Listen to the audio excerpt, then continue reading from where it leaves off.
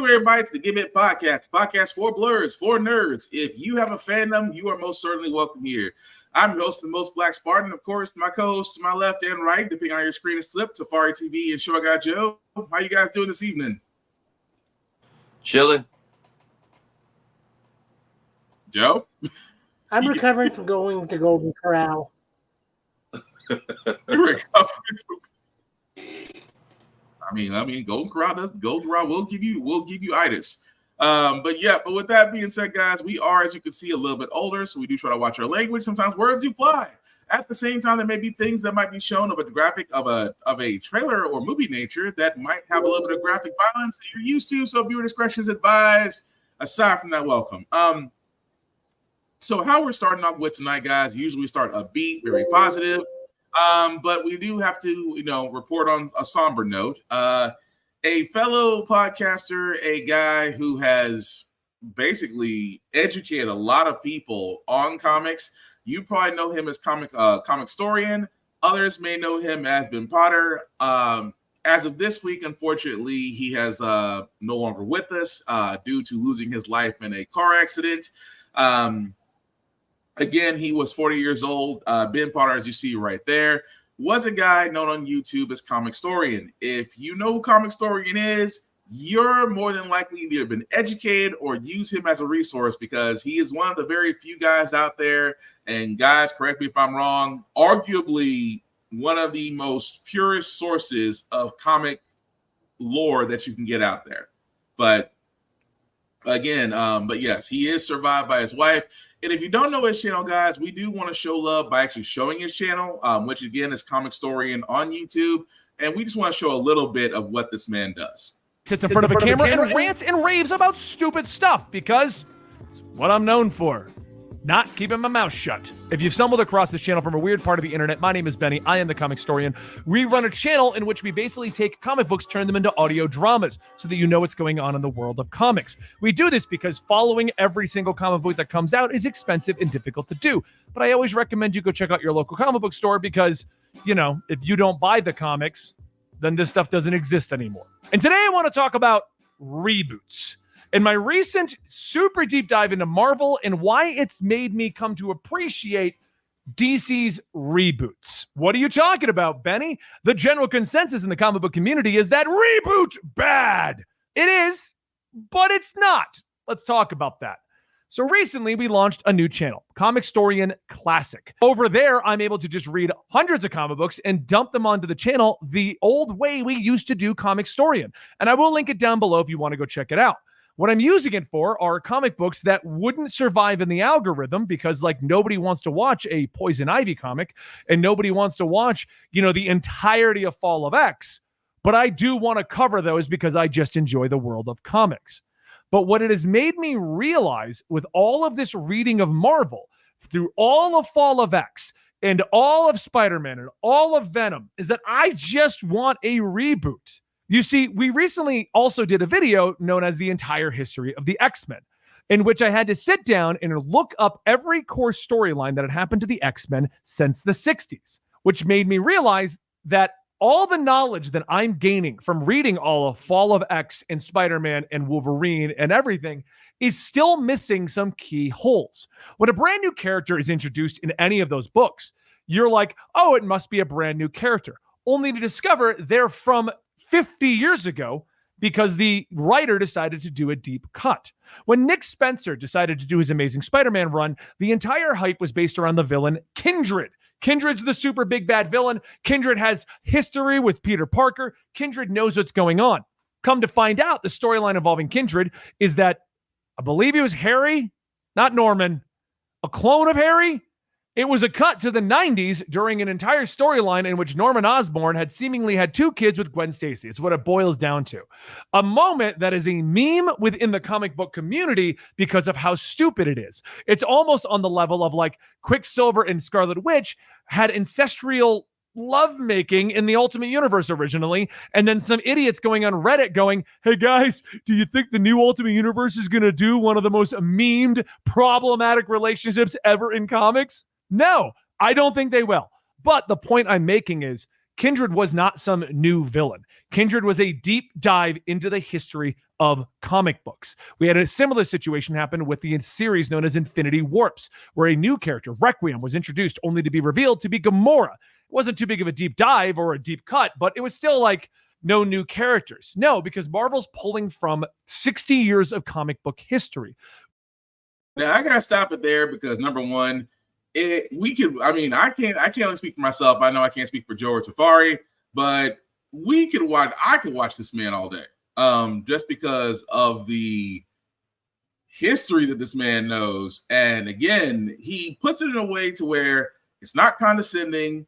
It's not, you should have known this. He actually does encourage you to go out and actually read these issues. And he's very passionate about it. It actually makes a lot of logical points.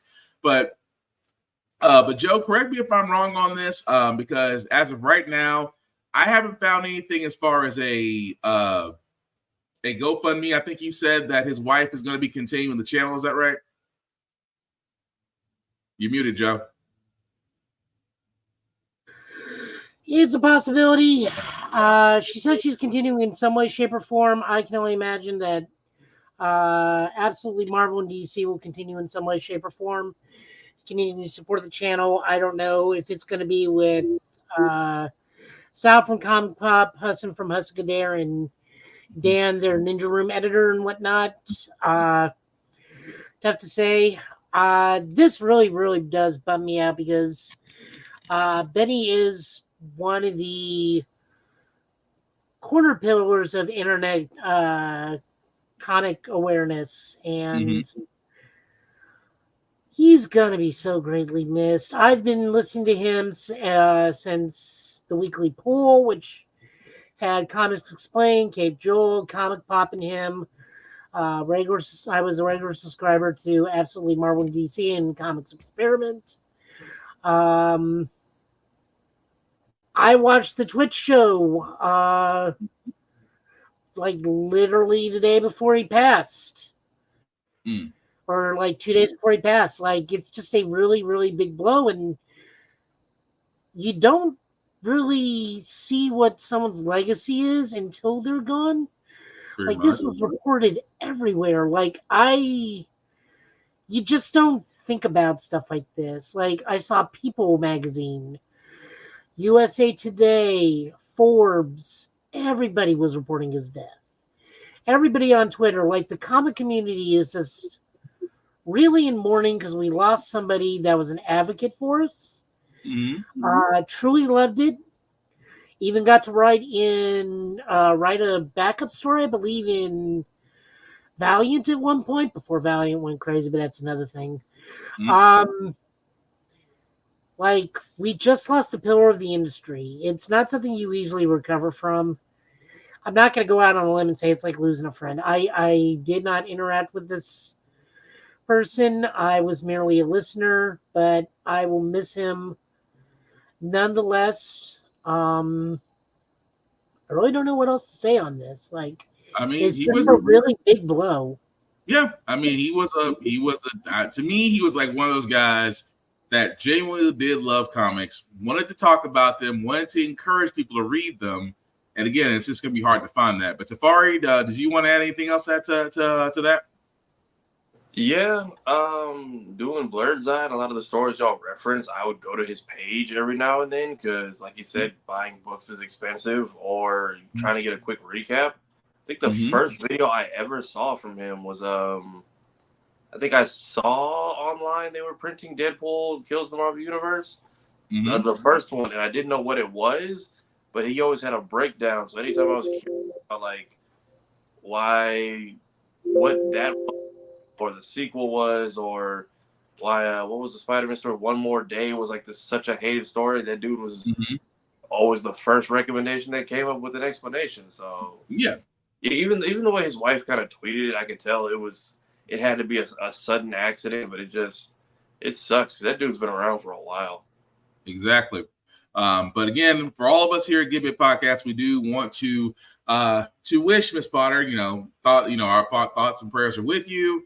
And again, rest in peace to a guy who really did make it his life mission. And hopefully, whatever may become if others do decide to continue his work, may they be able to do definitely that. But we definitely want to give our flowers and our respect to a fellow podcaster and fellow. I'm sorry, go ahead. Say not just his wife, but like Sal from Comic Pop, Cape Joel, Husband, all those like he worked with intimately. Rob from Comics Explained. Our condolences go out to them as well, because they are also directly affected by them. Because like Sal put out a statement recently, like there was not a week I did not interact with them. And this goes to show you how many people he really did touch. But again, our thoughts, prayers, flowers, respect, condolences, and peace to his family and to those that love him. Gonna be really hard to move from that, but we are going to try to do just that, because as we do pay our respects, as me and Tafari both did on Blurred's Eye View yesterday, we went ahead and gave our salute, because we will never see a Blade movie. And again, we're just going to go ahead and salute this out, because Blade has now lost its second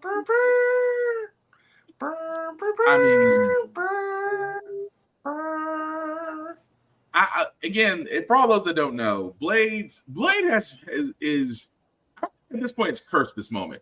The reason why I bring this up is because Jan Demange, who was the second director to be brought on to direct Blade, has now left the project.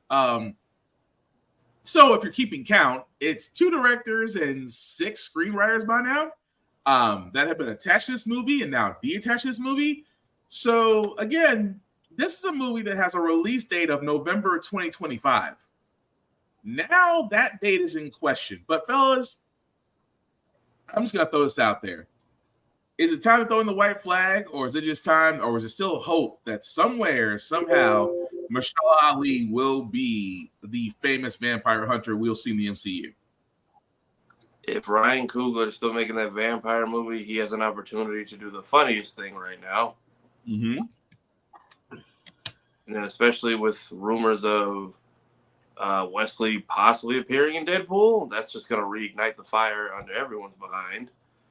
But I need to know what is the Topher Grace Venom plot line they're trying to force in there that every writer and director is going absolutely not. I'd like to know. Joe, you got any idea? What are we talking about? I thought we were talking about Blade. Yeah. But again, with Blade, it's like outside of, and again, not to go into the rumor mill, we're not going to sit there and say that the current director and Mahershala Ali had creative differences. It's the reason why he left. It has not been confirmed. It's just a fact that 2019, if I'm right, 2019, 2020. So 4 years later, according to IGN, he's still attached to the project of this movie. And for an actor of his caliber, projects he can't just simply sit on that are not going anywhere, because man's got to make money. Other projects coming down the road with budgets and time constraints, and saying, hey, if you want to sign on to do this, you got to come on. I mean, we've seen that happen with other movies where if they get delayed enough, that director has already made commitments to other projects and they either have to leave it or it gets delayed. Do I think that the Blade movie can get made? Yes. Do I think, and I'm with Tafari on this, does it need to be in the hands of Ryan Coogler? Ryan Coogler-esque director, yeah, I'll give you that. Because I'll be honest, I think they want to keep Coogler for Black Panther because of the fact that where Black Panther's going, the fact that they still want to keep that in the MCU and make additional movies surrounding Wakanda. I think they're going to keep him there as a central director. Does Blade need one? Yes. I mean, I'm trying to figure out, because with the writing, and again, if you want to see our discussion on Blade at Blurred's Eye View, definitely check out Blurred's Eye View, because we kind of broke this out in several different ways. We did sit there and say it's about the shareholders, because if the shareholders don't have a lot of money, if the shareholders don't have a lot of faith this movie's going to make a lot of money, then of course their influence is going to be there. We also sat there and said that, when we initially heard the first script of the Blade movie, it was like, oh, well, Blade's not the central character, but these other people are, which again, made people a little bit mad. And then let's not also forget Eternals, where the only reference of Blade we have is literally seeing the Black Knight about to pick up the sword after he says, "Death is my reward," and you get one line. So, with that being said, I don't understand. Even with Marvel's Blood Hunt, which, by the way, is great so far. If you haven't read it, but it just like, guys, correct me if I'm wrong here. It's like, is the movie just cursed, or the fact that we having a Warner Brothers problem? Like, some people are in the way of actually allowing directors and screenwriters to actually get the job done. I think somebody's meddling. I don't know what it is, because I feel like we don't even need. We're not supposed to be getting this much information about how many people are on and off the project. Mm-hmm. And then whoever, I feel like the hero who said keep him off screen for Eternals, probably is maybe the person who saw all this coming. Maybe. Joe, what about you? I'm wondering if this is because of the restructuring Marvel's doing right now with their film division to get back into people's good graces, their new version of quality control. Mm-hmm. I wonder if this dude got caught up in it. But at the same time, and I please understand, I do not mean this disparagingly. This is a Blade movie. This is not that hard. We had 3 of them. 2 of them were fantastic. It's a very simple process. Make a vampire. Make vampires killing people. Let the nice gentleman that's a part vampire walk in the sun, do detective work, then fight vampires at night using gadgets. Fight big said vampire. It doesn't have to be Dracula. It can be Deacon Frost. It can be Dracula. It could be one of the new Blood Coven. It could be that new whatever his name is, Bloodstorm 1. That could be your new bad guy or something. Or it could be Dazzler's ex-boyfriend from Executioners, for all I care. Who's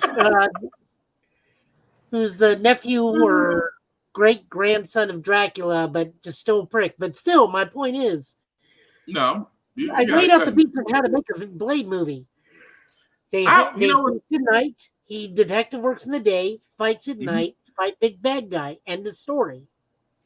I just find it interesting that, and I have to give Greg Day this. I have to give Greg Day credit for this. He says, you guys don't like the direction the MCU Blade is going. How many of you are out there buying the comics of the writers that are currently writing Blade, which have been doing great?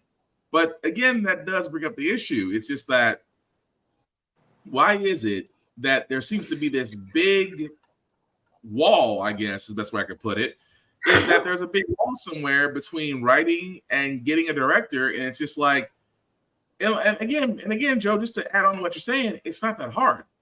Blade does have a rogue. He does have his rogue gallery of enemies is not that big, but there's plenty of stories you can tell, and literally you can start from anywhere.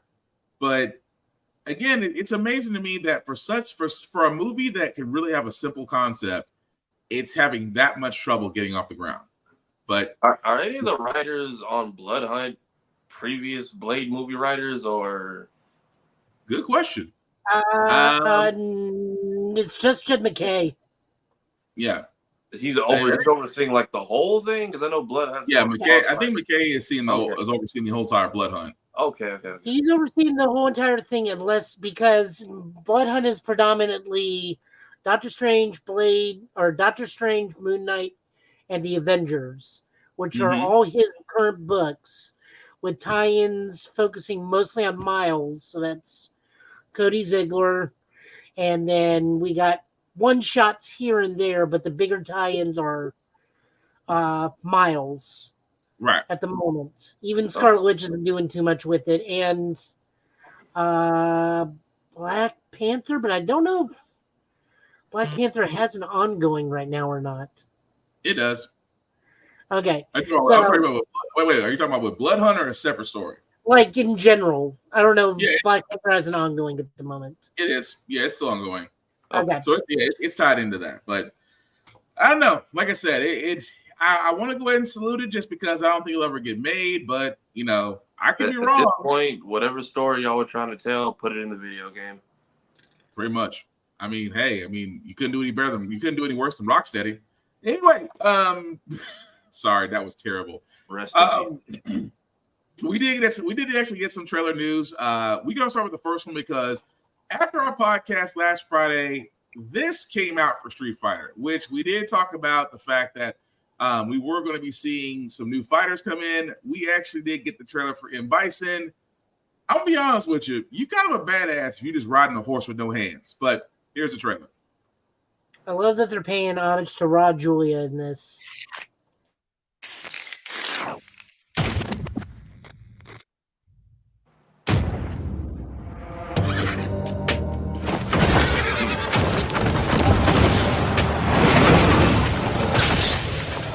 Do I resemble this man you call Bison? I shall take that name for myself. Interesting.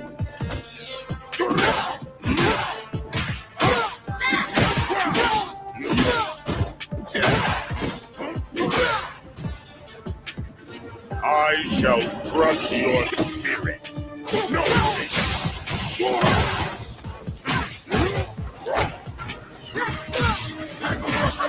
This is it.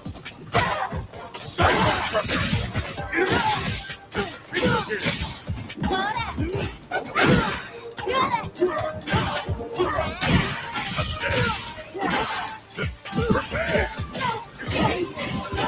For your life. The red nightmare.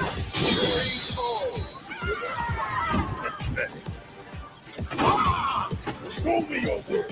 I will tame you in due time. Cry for mercy. Prepare.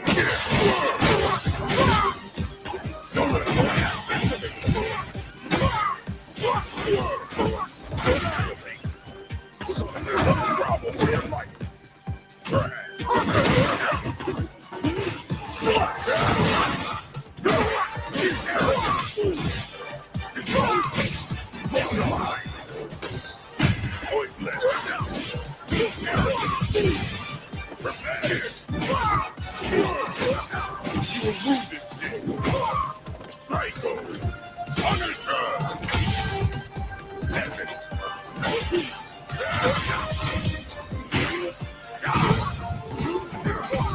Your demise awaits. Your time ends very full. Satisfy my hunger. That is all I need from you.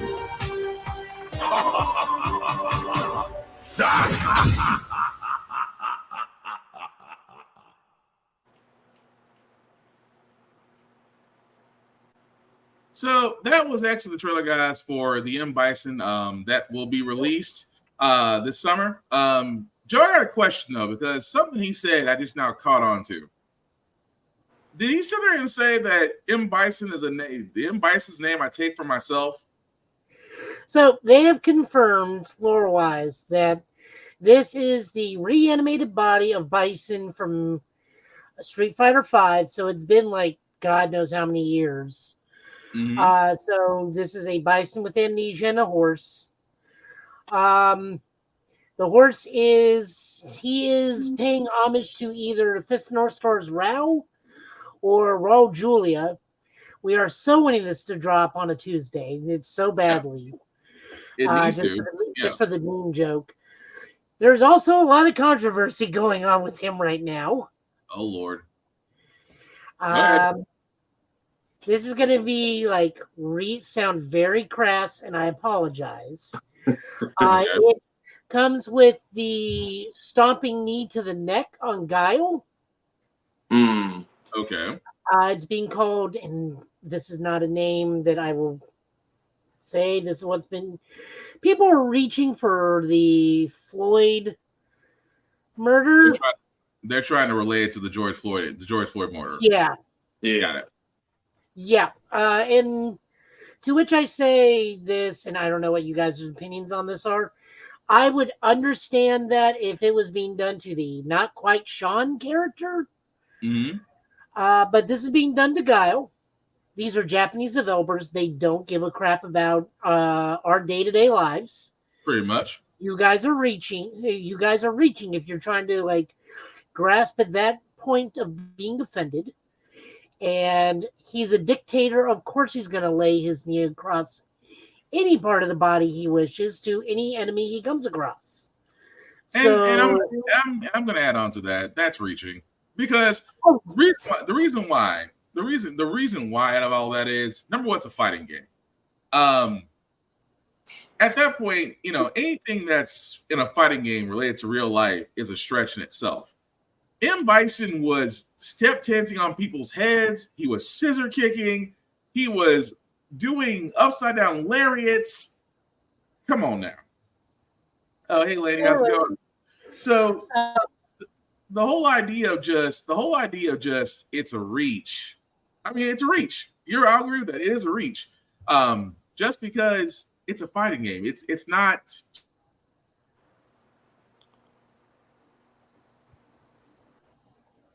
To be so relatable to where situation, all that it is. So, I mean, Tafari, you want to add anything on that? I mean, yeah, you can't really say that this is what they're trying to make it out to be, and at the same time, look at how confused Harada is with Waffle House still. That man is trying his best to understand, and he's just not getting it. Wait, is he still asking questions? Wait, time out. Is he still asking questions about that? He was asking last week about why, I get it now, but why? Why is there always violence in these restaurants, and why do y'all keep going? That part. I think I want to understand the culture around it so bad, but I can't find any solid answers. So clearly they don't know what's going on over here, over there.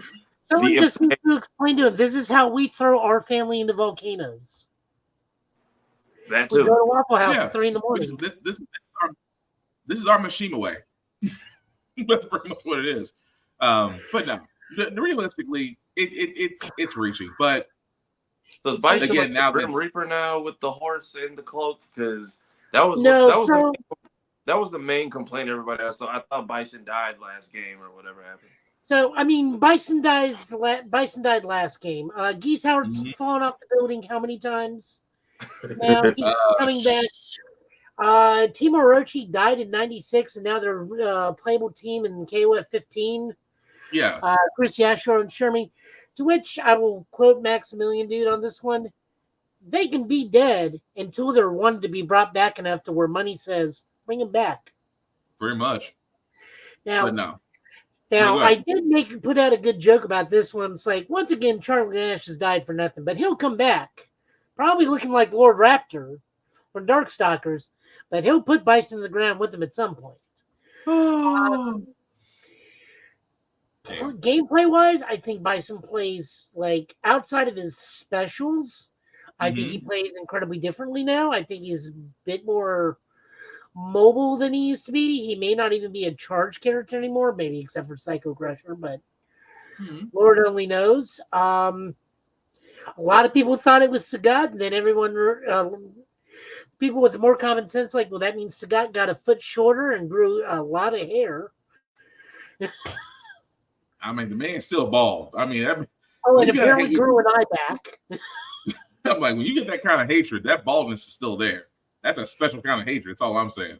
I don't even know why they would bring Sagat back. And they keep naming all these people they want to be brought back. It's this is actually moving forward. Ryu, Ken, Chun-Li are in their 40s. Right. We literally see Balrog is retired and just living his life in a penthouse because he's too old to fight anymore. Sagat, Lord knows how old Sagat is, but there's no point of Sagat being there unless he got a new tutor or something, because Ryu's grown beyond Sagat. That was his only motivation.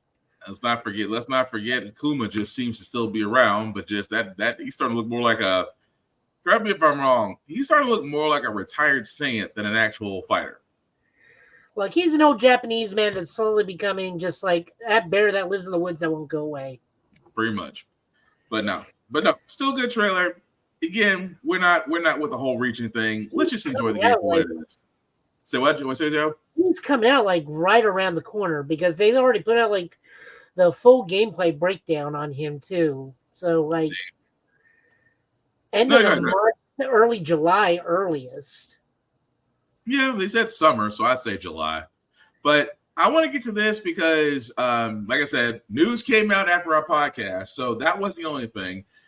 Dragon Ball Sparking Zero did give us a game mode showcase. Oh, thank you, Dead Rice. Thanks for watching. I'm sorry. So Dragon Ball Sparking Zero did give us a game mode showcase. Tafari, Joe, anything y'all guys want to say before I play it? Let's roll it first, and then I'll chime in. The room of spirit and time. A test of power. I guess we'll see. This will be when the true battle begins.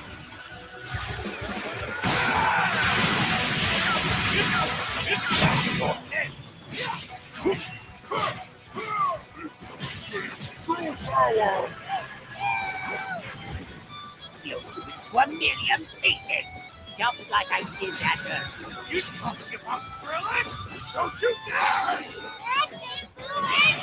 Enough with the hell of it. You were on the ride. Are you ready? Do it!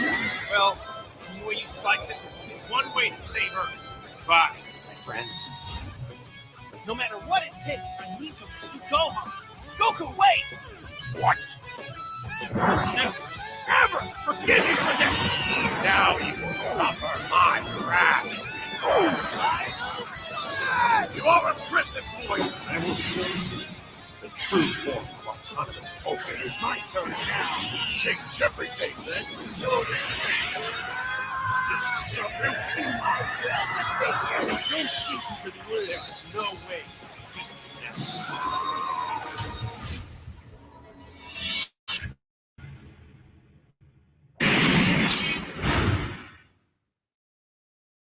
皆さんこんにちは。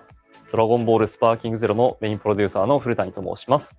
本日はよろしくお願いいたします。先ほど皆様に見ていただいたのは6月上旬に公開したトレーラーでした。映像にもありました通り、本作は10月10日に発売決定いたしました。応援してくださっている皆様には改めて感謝申し上げます。発売を楽しみにお待ちいただけたらと思っています。今回はトレーラーではお伝えしきれなかった2つのゲームモード、エピソードバトルとカスタムバトルの詳細を新規ゲーム映像を使用してお伝えいたします。まずはエピソードバトルです。このモードは悟空やベジータなど8人のキャラクターから選んだキャラクター目線で原作の物語に沿ったシチュエーションのバトルを楽しめる一人用のモードです。物語の流れやシチュエーションがわかる導入パートと実際にプレイするバトルパートを繰り返しながら進めていくものになっております。キャラクターごとにボリュームは様々ですが、最も長い悟空については、ドラゴンボール Z のラディッツとの戦いから始まり、ドラゴンボールスーパーの力の大会編の戦いまでのバトルステージが用意されています。原作で苦戦していた相手と歯応えのあるバトルが楽しめるようになっていたり、一部の物語パートは一人称視点で楽しめるなど、キャラクターとしての体感を味わえるモードになっています。一部のステージに限られますが、物語のターニングポイントとなっていた場面での選択やバトルの結果次第で、原作とは異なる場面に出くわすこともありますので、ぜひドラゴンボールのキャラクターになったつもりでお楽しみください。以上がエピソードバトルの説明となります。そして2つ目のモード、カスタムバトルをご紹介いたします。こちらはオリジナルのシチュエーションのバトルを楽しめるモードです。カスタムバトルモードの中にあるエクストラバトルでは、ゲームオリジナルの様々なシチュエーションのバトルをお楽しみいただけます。中には特殊な勝利条件のものや、途中でイベント演出が挟まるものなど、通常のバトルとは異なる戦いもお楽しみいただけます。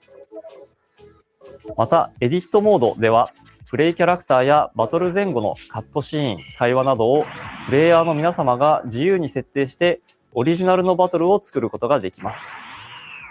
そして作ったものはアップロードして世界中のプレイヤーの皆様と共有できますので、ぜひ皆様の思い描くシチュエーションのバトルを披露し合って楽しんでいただけたらと思っております。エクストラバトルを含め既存のバトルをカスタマイズして新たなバトルを作ることもできますので、ぜひいろいろなバトルを作って遊んでみてください。以上、エピソードバトル、カスタムバトル、2つのメインモードのご紹介でした。また、ゲームモードに加え、皆様から多くの声を頂戴しているオフラインバトルに関してもお話ができればと思います。本作はプレイヤーの皆様がどれだけドラゴンボールのキャラクターになりきった体験ができるかということにフォーカスして開発を進めてまいりました。気を高めるだけで風が巻き起こったり、天気が変わったり、バトルの余波で岩や建物が豪快に壊れたりなど、超パワーをより気持ちよく体感できるよう、最新のプラットフォームだからこそ実現できる様々な演出をリアルタイムに描くようにしています。それらの表現とかつてのような画面分割でのローカル対戦とを両立させるのは困難であったものの、皆様により良いゲーム体験を提供できるよう、本作ならではの形を模索し、オンラインでの対戦を前提とした一人用のゲームとして開発を進めてまいりました。ただ、少しでもより多くの方、多くのシチュエーションで遊んでいただきたいと思い、結果、精神と時の部屋限定で画面分割対戦を実装できることとなりました。もともと一人用前提で作ってきておりましたため、バトル開始前のキャラクター選択画面では2人同時に選択ができず、切り替えが必要といった不便な箇所が残ってしまいますが、身近な人とお楽しみいただけると嬉しいです。今回ご紹介させていただくゲーム内容は以上となりますが、本作の魅力がお伝えできていれば幸いです。また現在予約解禁しております。通常版だけではなく、発売より少し先に本編をプレイすることができるアーリーアクセスが入ったデジタルデラックスエディションやアルティメットエディションなど様々な販売形態を用意しておりますので、チェックしていただければ幸いです。予約特典はキャラクター6体の早期開放券に加え、プレイヤブルキャラクター1体が手に入るものになっておりますので、お見逃しなく。他にも本作に登場するキャラクターに焦点を当てたキャラクタートレーラーも公開しておりますので、ぜひご覧ください。引き続き発売に向けて全力を尽くしてまいりますので、今後ともぜひドラゴンボールスパーキングゼロをよろしくお願いいたします。ご視聴ありがとうございました。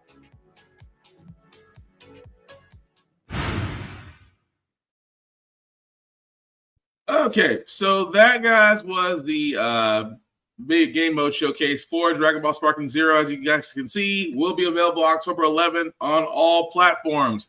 What do you say, lady? Why I gotta be sub? I can't multitask. Well, I'm sorry, but we try our best. That was all they gave us.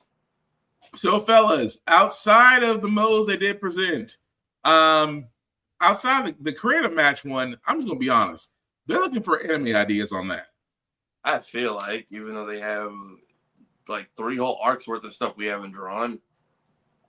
Oh, that's anime ideas. They want to sit there and see. And don't be wrong, the whole creative battle to where you can, mix and match, do the outcomes, and do the post scenes. That's great. Because we've always wanted to see how different fights can go. I mean, outside of the what if scenarios. So, I mean, for what all they're doing, it looks great. At the same time, y'all look for anime ideas. I'm just saying, you're slick about it. Don't get me wrong, you're slick, but that's anime ideas. But what do you guys think? I like that one of the what if scenarios is what if Hercule joined the Tournament of Power. I feel like it's gonna be it's gonna be him on all fours curling up the hide, and Jiren trips over him, and that's how we win. I could see that. Although that would be funny as hell, but I can see that.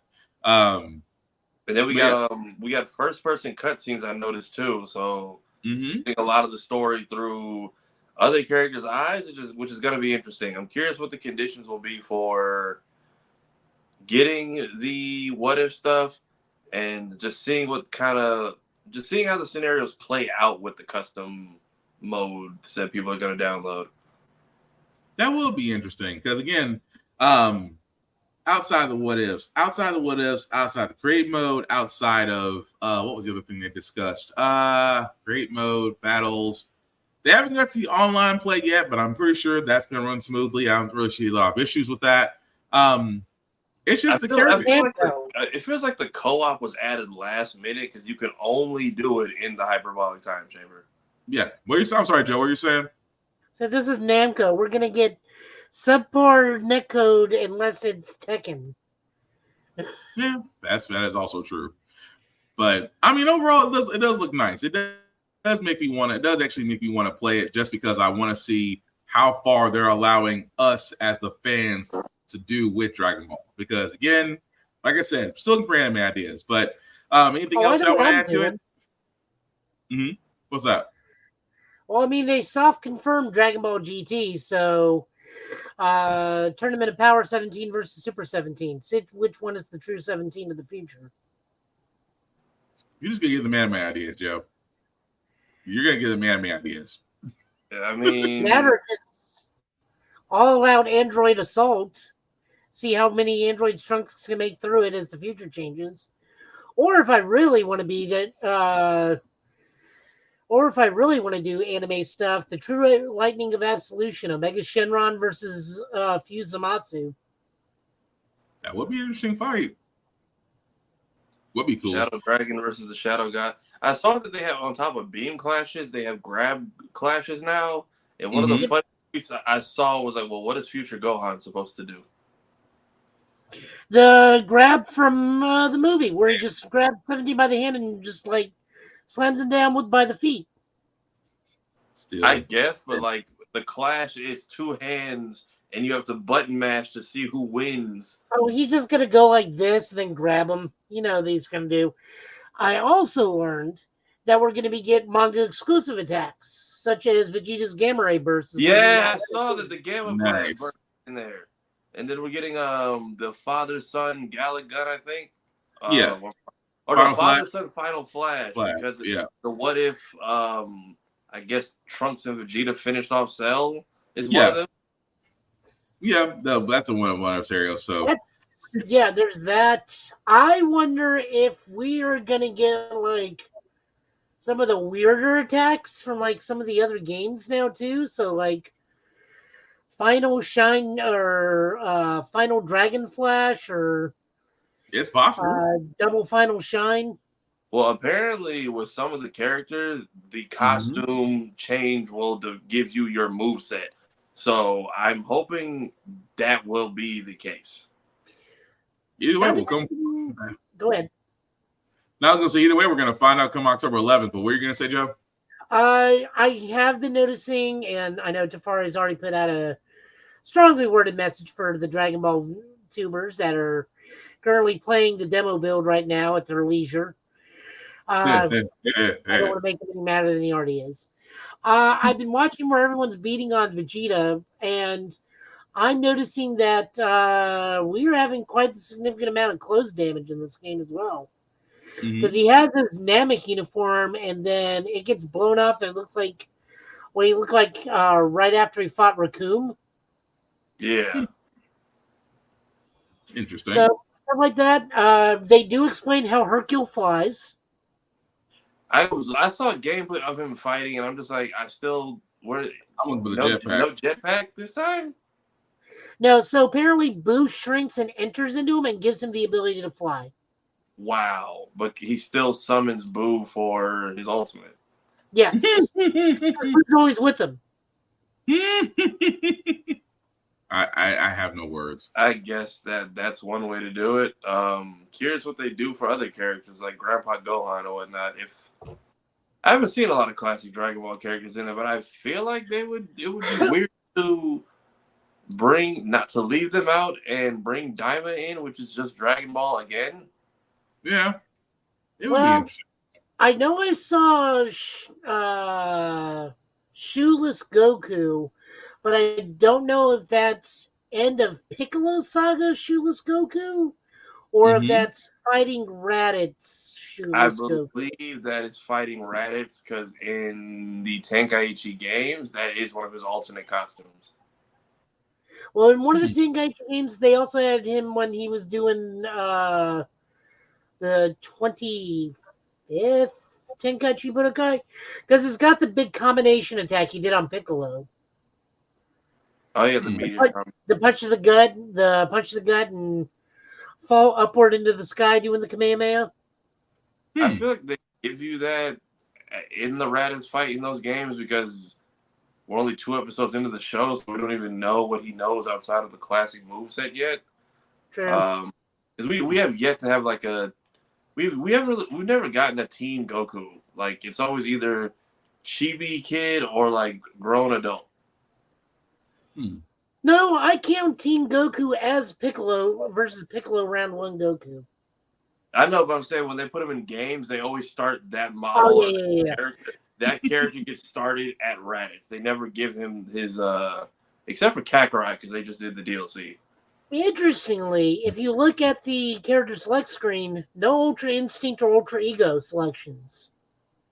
That's not yet. They're holding those off. I think they're Game Awards. Yeah. Yeah. Perfected, Instinct, and Ego.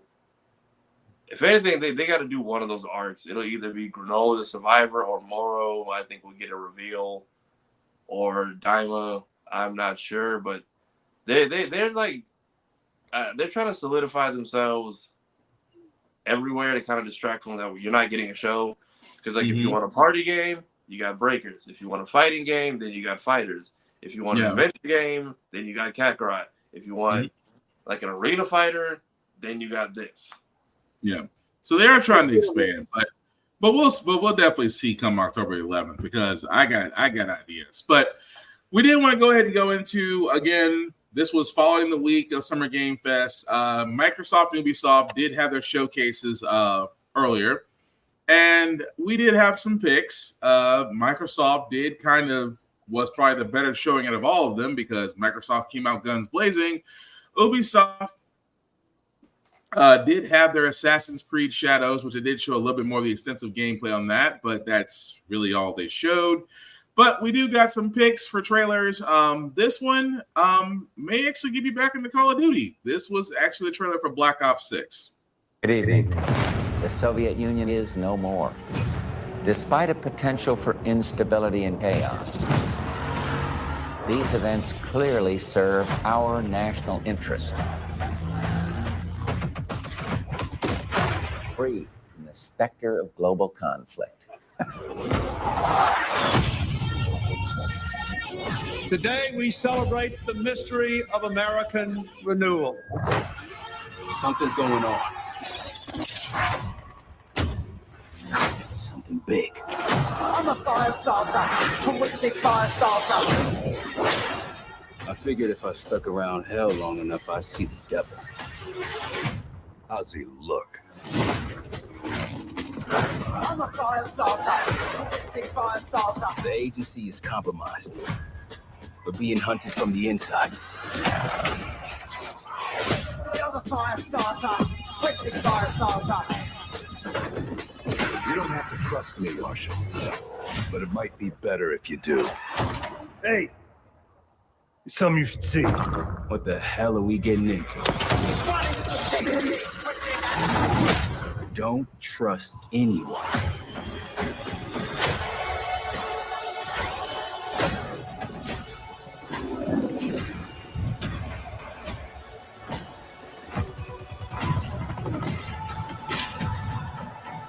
You broke into a CIA black site. Are you out of your mind? Things got complicated.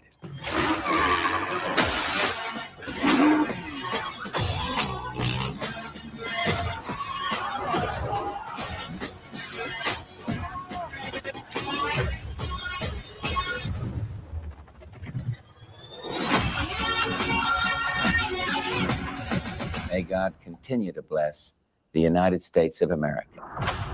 Pre-order the Vault Edition and get the Hunters vs. Hunted Operator Pack, the Mastercraft Weapon Collection, the Season 1 Black Cell Bundle, and more. Good evening. Okay, I know what you're thinking. Because I've sat there and said, I have been one of the perpetrators that has sat there and said, you've basically been buying the same game for the last going on 20 years. No, 15, 16, but around that. I said it. Here's why I say Black Ops 6 gets my attention. They're focusing more on campaign. They're giving campaign the same attention they're giving multimedia player, which was my big issue with it because the campaigns on Call of Duty were actually very good. And then somewhere between Modern Warfare 3 and then 8, 9 to 10 games later, they just stopped doing campaign mode. They just focused on multiplayer because, again, that was the moneymaker. So now that they're actually getting back to campaigns, especially with this one, I'm invested. I want to see if it's worth it. Is it worth the pre-order? No. They started strong with the pre-order bonuses at the end. Right. Don't get me wrong. I do want to play Black Ops 6. Is it worth the pre-order? Nope. But understand it is gonna be a storage space killer, because I think the latest report is that you will need at least 300 gigs of space for Black Ops 6. So it is definitely gonna be a memory killer. But any thoughts on that, guys? Has anybody looked into those like WD Black chips that go in the PS5? Because apparently I might need to invest in one soon. This 1 terabyte external might not do it for me. Yeah, the 2 terabyte MD2. Yeah, you should. I always see them in Walmart and never knew what they were for. And I just watched an unboxing recently, and I'm like a little nervous about opening up my brand new console. But the way these games are moving, I might need it. Look, it's very easy. It's almost, I'm not going to say it's foolproof. It's very easy to take it apart because it's literally just 2 screws. I mean, correct me if I'm wrong, Joe. Is it 2 screws or 3 screws? 2 screws. So, yeah, 2 screws to pop it off, and then you're basically looking at the slot. Okay. I mean, I have 45 games on my PlayStation 5 right now with the 2 terabyte in there. So, yeah. Because I got the external just moved over from the PS4, but seeing how big that game is going to be if I do pick it up, and between what Sparking will look like after all the updates come out. Mm-hmm. But yeah, that was just my thing, was the storage killer. Also, was Cold War technically Black Ops 5, or was Black Ops 5? Yes. Okay. Yes. Cold War is basically Black Ops 5. And then was that Woods or one of the OG guys in the wheelchair? Mm-hmm. Okay, so before the old man stories of Black Ops 2. And yeah. Did Black Ops 3 even have a story, or was it just online only? All multiplayer. So this is where I get annoyed. Cold War had a campaign. Black Ops had a campaign. I mean, Black Ops 6 has a campaign. So all you're doing is going from Cold War to Black Ops 6, which I'm not knocking it. At least you got a continuum of the story. But again, campaign mode. That's all I ask. Sometimes I don't want to play online and get beat by guys who use aimbot and all of the crap. Sometimes I just want to enjoy the story. I feel like Black Ops 1 and 2 had a good story. Mm-hmm. But it feels like they peaked in that era, because after MW2 and 3, it feels like they peaked with the Makarov story, and now we're recycling that again. It just goes to show you that they're running out of ideas. But and then you went to Black Ops 1 and 2, which are great, and 3, which actually I think you had to have like an upgraded console to get what little campaign they did give you, and no one played it. Keyword little. Like God of War Valhalla was longer. That's saying a lot. But Joe, any thoughts on Black Ops 6? Is this the one that's going to have Gundam? No. That's Warzone. But that would be Warzone, but no. Could have been Advanced Warfare. Yeah. I think Advanced Warfare is the one that's going to have Gundam in it, if I'm right. I think. But again, that's not the only trailer that they did show that did interest us. This one we got to talk about, because Doom: The Dark Ages. I'm not mad about this, but at the same time, before I play, I'm gonna go ahead and play the trailer. But I got questions. I got one thing to say before the trailer. What's that? Rhaegar with a gun. Yeah, pretty much.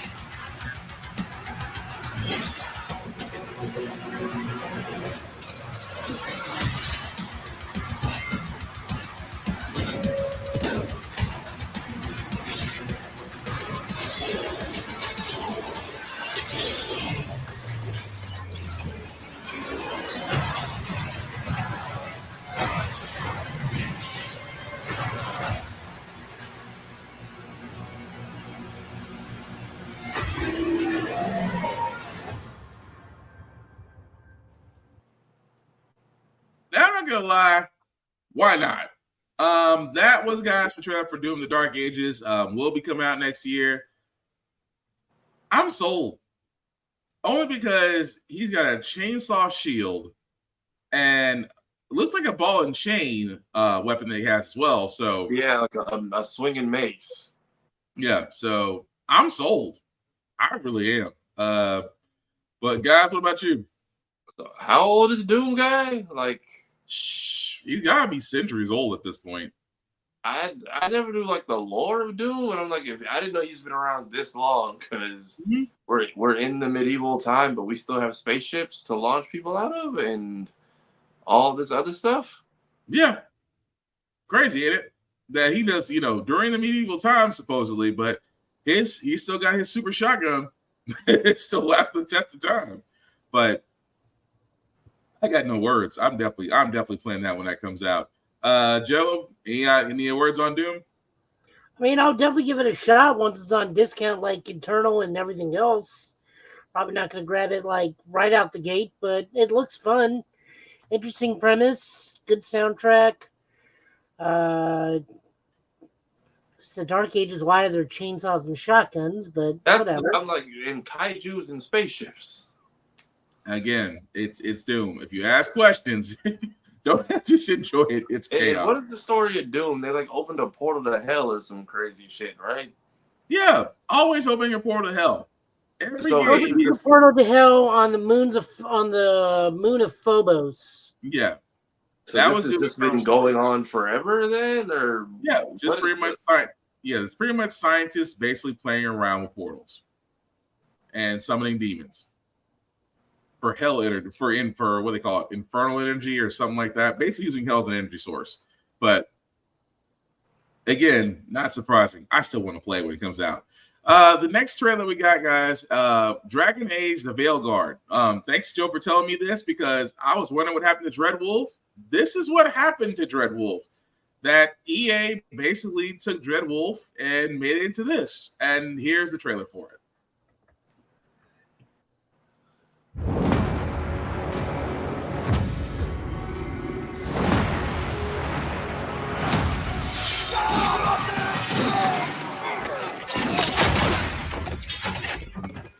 Not looking good, old friend. This'll take more than you and me.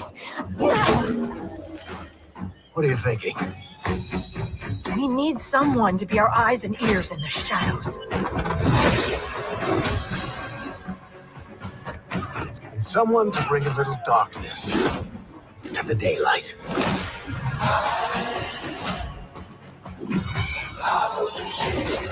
We're going into the fade, aren't we? And digging up a lot of buried secrets.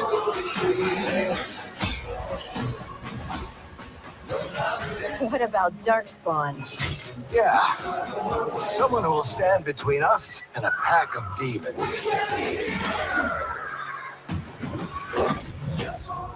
You know there will be dragons. Right. We'll need someone with fire in their blood. One more thing. This crew needs a leader. Someone we can count on. Someone that the world can count on.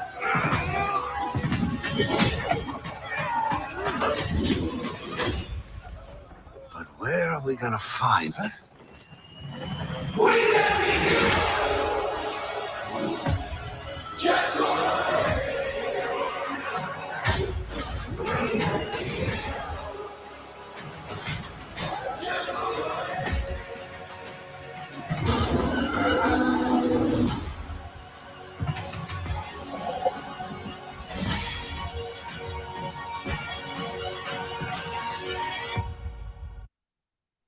So that was basically the trailer for Dragon Age: The Veilguard. And again, wait, what did Final Max say? The trailer confuses me. It's supposed to be a game or an Amazon Prime series. I know about Dragon Age, so y'all two have the floor on this one. No, I get it. No, I get what Mr. Final Max is saying because he knows what it is. It's just the tone, which I get exactly what he's saying. I'm just hoping it gets made because this time last year, we were supposed to be getting Dreadwolf. Dreadwolf had a trailer, and yet we're still, I didn't know what happened to Dreadwolf until Joe said something about it. And apparently they abandoned Dreadwolf and decided to go into Veilguard. So it looks great. Would love to play it. I just hope it gets made. That's the best way I can say it, because I was looking forward to Dreadwolf, and Dreadwolf just got scrapped. So there's that. Dreadwolf was supposed to be like the next Dragon Age game? Yeah, Dreadwolf was supposed to be the next Dragon Age game. And then somewhere between here and the Veilguard, it got 86.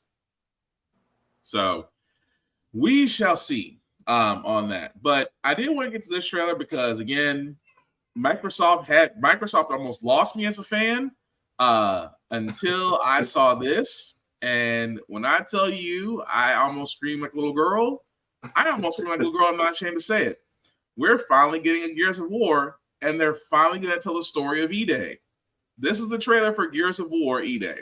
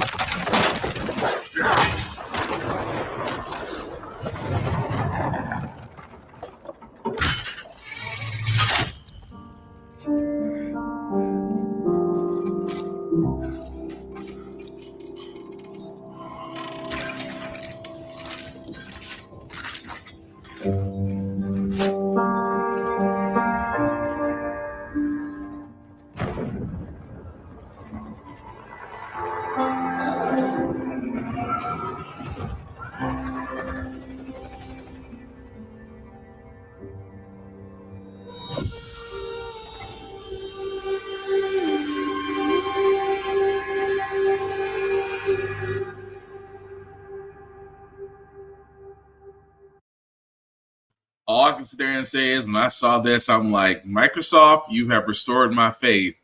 You have restored my faith in thinking that you did not give up on Gears of War. So, I'm sorry. Yeah, so where is Judgment at then? Because I thought Judgment, I never played it. I thought that was the one that, I know it's before the first one, but is that post E-Day then? Yeah, it's post E-Day. So, to give an idea, so to give the timeline, so Gears of War Judgment happens before Gears of War. So it's right after E-Day, but it's before Gears of War because Baird and Cole are already out in the field. Marcus is in prison at this point. So that's where the whole thing of the Pendulum Wars, E-Day, that's going to tell that part of the story. So E-Day is basically after the Pendulum Wars. So the COG, the IDR, pretty much World War IV was going on. They had signed the peace accords to where everything was fine. And then you had the emergence of the Locust. That's what E-Day is about. And it tells that story of a younger Marcus Phoenix, a younger Dom, and just going from there as far as what led to initially Gears of War 1. So that's what this story is going to tell, which I am freaking looking forward to it. Now, don't get me wrong. Does this mean that we're not going to get a Gear 6? I think we are going to get a Gear 6. that story involving the Locust Queen and her granddaughter, and of course, if you play Gears 5, there's that weird who do you save sequence at the end. Do you save JD or do you save his best friend? Does it carry on? That whole thing's gonna be a whole nother mess in itself. But with E-Day is like a clean slate. You can tell the original story of post-Pendulum Wars and Marcus's first outing, basically fighting the Locust. So I'm hyped. I can't say anything else beyond that. But anything you guys want to add to it? I haven't played a Gears in a minute, but if this one's going to be a prequel, this might be one I jump back. I need to finish 3, but I might jump back in here. Joe, I don't know if you play Gears at all or if this is your forte. Oh, no, I used to play it back, way back when Xbox 360s worked on a constant basis and didn't die almost immediately. I mean, I enjoyed it. I think it's brave of them to do a prequel, but, I mean, really, people just want Marcus and Dom more than anything, which is why I think the last Gears of War prequel did not do well, because who really does want to play as Baird? It's like playing. It's like turning on The Simpsons and listening only to Mo. No, I mean Gears 5. I disagree. Gears 5. That's the other thing. Notice it's no longer Gears and a number. It's back to Gears of War. Yeah, because Gears 5 they try to follow Halo. I'm just gonna be honest. They tried to follow Halo. Did not work as well. I just think that Gears 5 was short. I will say it was shorter than what we're used to, because 4, 3, 2, and 1 were all very lengthy games. But I'm hoping, like I said, hopefully E-Day is going to bring a lot of people back to it, just because you are right. Marcus and Dom are the more popular characters. I like the full squad, honestly, but the full squad's fine. It's like I said, it's a Simpsons thing. You have your Homer, Carl, Lenny, and Mo. Like, you don't want to play a game with just Mo. Although there was that episode with Mo, though, now that I think about it. But either way, we don't have a release date on E-Day as of yet, so we're definitely going to keep up with that. We do have some gameplay reveals with 2 of them. I do want to start with Star Wars Outlaws first, because, again, it was a questionable one until this was shown at the showcase. And, guys, I want to know your opinions on this after we play the trailer. If it wants to work with us. There we go.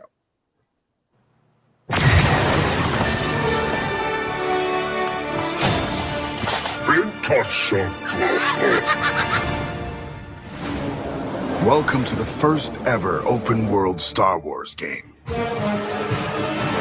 Set in the dangerous golden age of the underworld. Let's raise the stakes, shall we? Okay. You play as Kay Vess, a scoundrel looking to start a new life. Kay gets pulled into a plan that will change everything. I believe if you follow the plan, no one gets hurt. Fortunately, she won't do it alone. From childhood, Kay and Nix have been inseparable partners, You're welcome. helping each other every step of the way. All right, distract him, Nix. Using their criminal skills and tools,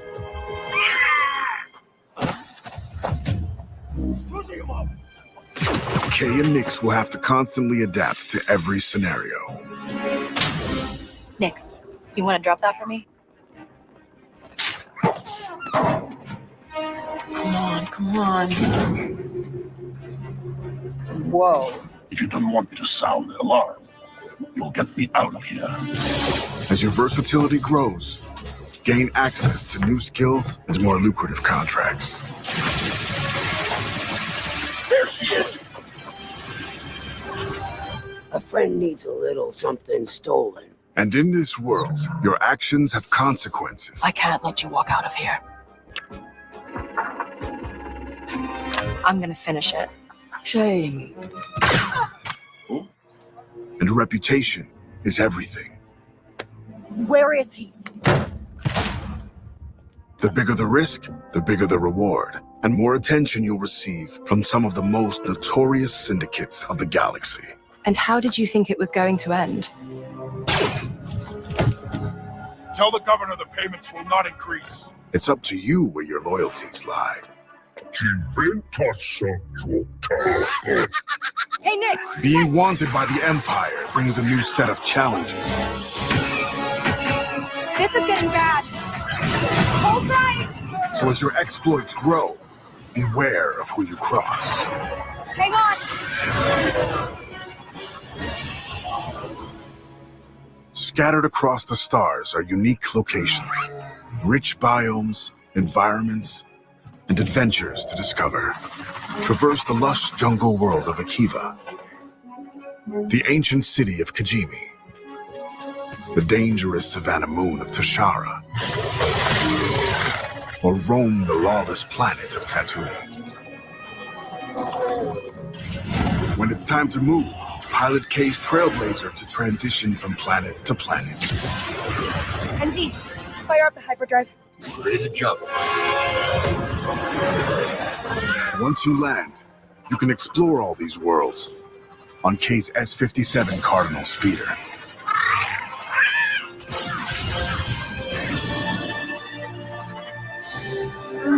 This is the life of an outlaw, a life where you fight, explore, and infiltrate parts of the galaxy you never thought possible. There are opportunities at every turn, and if you're willing to take the risk and defy the odds, the galaxy is yours for the taking.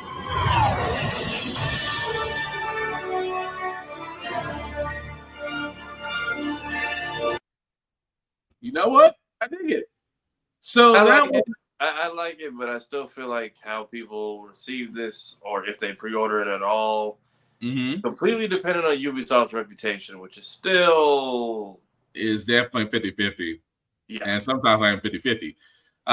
But yes, you do see the pre-order, guys. It's available August 30th. You do see that they get if you pre-order, you get 3 days early access. You get the Kessler bonus pack. To be honest, I did like the gameplay. I did like it. What did Kira say? Arkham City World with Telltale consequences set in Star Wars. Sign me up. Yeah, really as long is. as it doesn't crash and take 1,000 assets to load every time we go into an area. That's my biggest concern. Yeah, we don't need another Cyberpunk 2077 to happen. But I mean, all in all, I do like the fact that it is based on reputation. It is giving you gameplay. It is giving you choices. Those choices do affect your world as you see fit. I mean, it's exactly what you want in a Star Wars game. I'm sold. But Joe, you saw Star Wars. You saw a little bit of Star Wars Outlaws. What did you think of the gameplay trailer? Kind of reminds me of this weird hodgepodge of a game that I got to play called Rebel Galaxy, mixed with Arkham and Uncharted. Yeah, I got the that. First time we literally get to jump planet to planet, literally get on a ship, leave a planet, go to another planet. Yeah, which does look very interesting, but wasn't the Old Republic online an open world game though? Knights of the Old Republic? Not Knights. There's a online game I think is still going. The Old Republic and MMO. Not to the degree that this one is. You would load into an instance to travel or to leave the planet. You would load into an event, or it would be directing you there. It wasn't like true open world. It's like Monster Hunter, where it's really big zones. Okay. Yeah. But it does look interesting. So like I said, I'm with Kira. I wouldn't pre-order it, but I still want to give it a shot. But another thing I forgot to bring up was that there was another reveal that did happen with Microsoft, which I'm very surprised about, that has controversy as well, because we asked for Perfect Dark and we got one. But is it perfect enough? Your target is in possession of a radioactive device. Stop Carrington's attack at all costs. Good luck, Agent. I always knew I had an instinct. I could see the world differently. I thought it would be like any other mission. I was wrong. Welcome to Garden City, where it's a pleasant 23 degrees all day, every day. How far to his last known location? Local forces are also tracking his whereabouts. You need to find him before they do. I'll have to improvise. Generating voice print. افتح ارسل واحدا آخر. اختبر البوابة بحذر.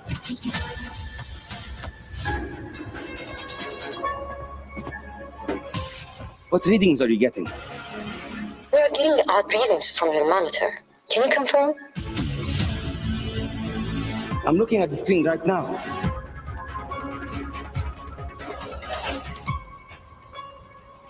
Our intel places Carrington on the second floor. On the life we think we know turns out to be a lie. There's only one way forward. Find the truth. Scan's clear. I'm going in blind. Carrington! Damn it! Analyze. What am I looking at here? Carrington appears to be targeting a research facility. If he attacks it, the casualties could be astronomical. Agent Stark, it's a pleasure to meet you. How did you hit? I could use someone with your skills.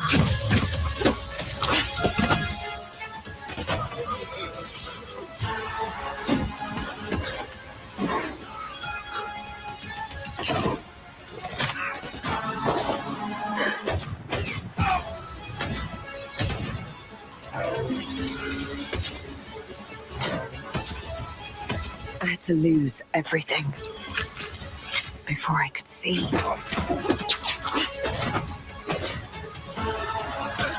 What this world was really hiding.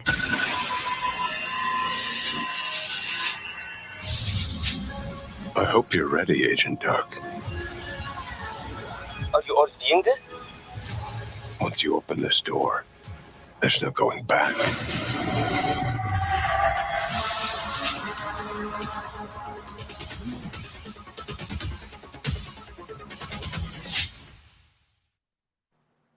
Okay, so that, guys, was a trailer for Perfect Dark. If that's what they're rebooting with it, I'm good with that. What did Kira say? Is this Edge Runner with more steps? Kind of feels like Edge Runner a little bit. I haven't played a Perfect Dark in so long. Y'all can tell me what's right or wrong with it, because I could not tell you. I mean, everything looks right to it to me. What did Mr. Final Max say? Crystal Dynamics seems addicted to bad hair songing characters, and I don't know, pull off the Mirror's Edge free running. That's kind of what I thought of when I saw the parkour.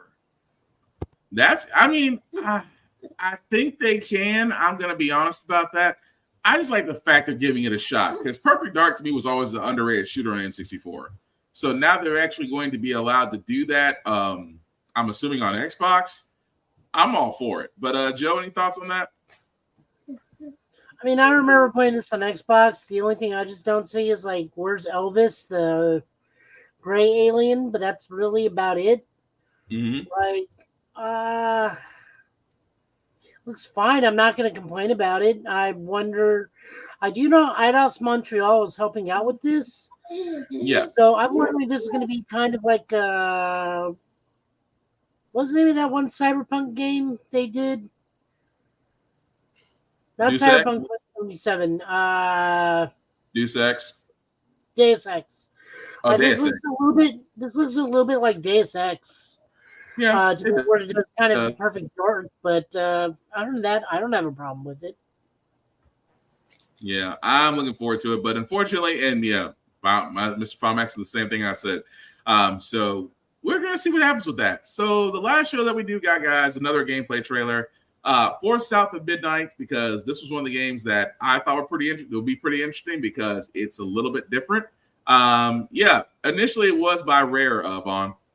Perfect Dark was done by Rare, but now it's being done by Crystal Dynamics. But anyway, the last show that we do got, guys, from the Xbox reveal, because again, Ubisoft only covered Assassin's Creed Shadows. We've already sat there and said that we're interested in playing that game anyway. But here's the gameplay trailer for South of Midnight. If you ever wanted to play The Princess and the Frog, but just do it in a Sam Raimi type of way, you'll probably like this game. Do you think there's a chance my mom's still alive? If your mom's anything like you here, she'll keep fighting till we find her. I hope so. It's just hard to believe this is all really happening. You mean to tell me your mama never told you stories about critters and weavers? Oh, you're lucky I come along. What? Shh.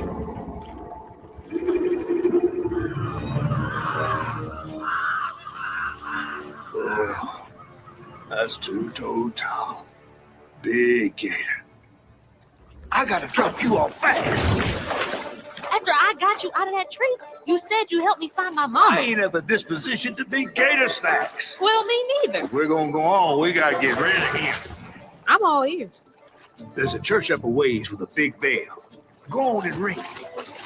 You want to make him come running? Tom can't abide the sound of the bell. Some church folks once tried to dynamite him, and he didn't take that too kind. If you ring that bell, he might skedaddle. You better not skedaddle. Go on now, scoot. I'll pick you up yonder after to go find your mom. Trifling man's mudcat. Hey, I heard that. Gotta move quickly now.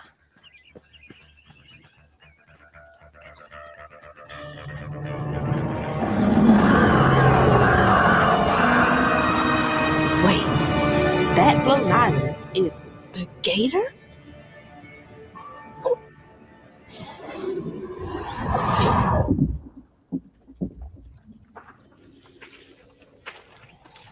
Oh, hell no.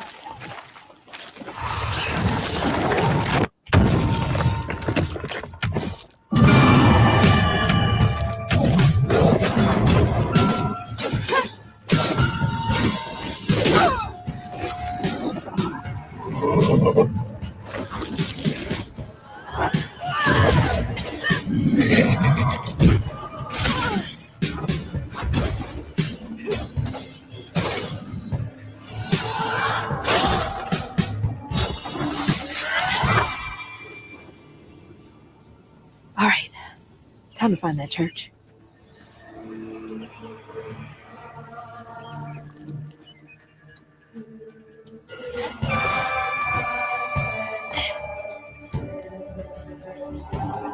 There it is. Now to get over there.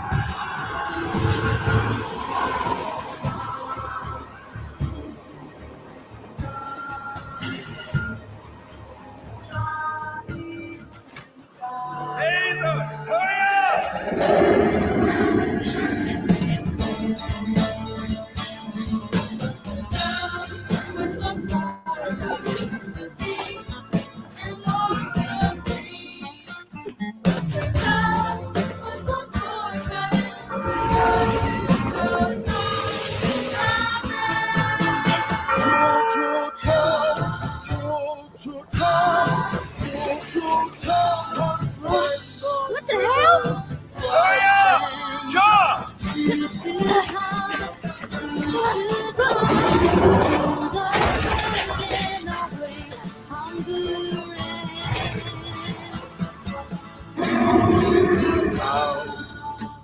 A boat and a church are just meals for Tom.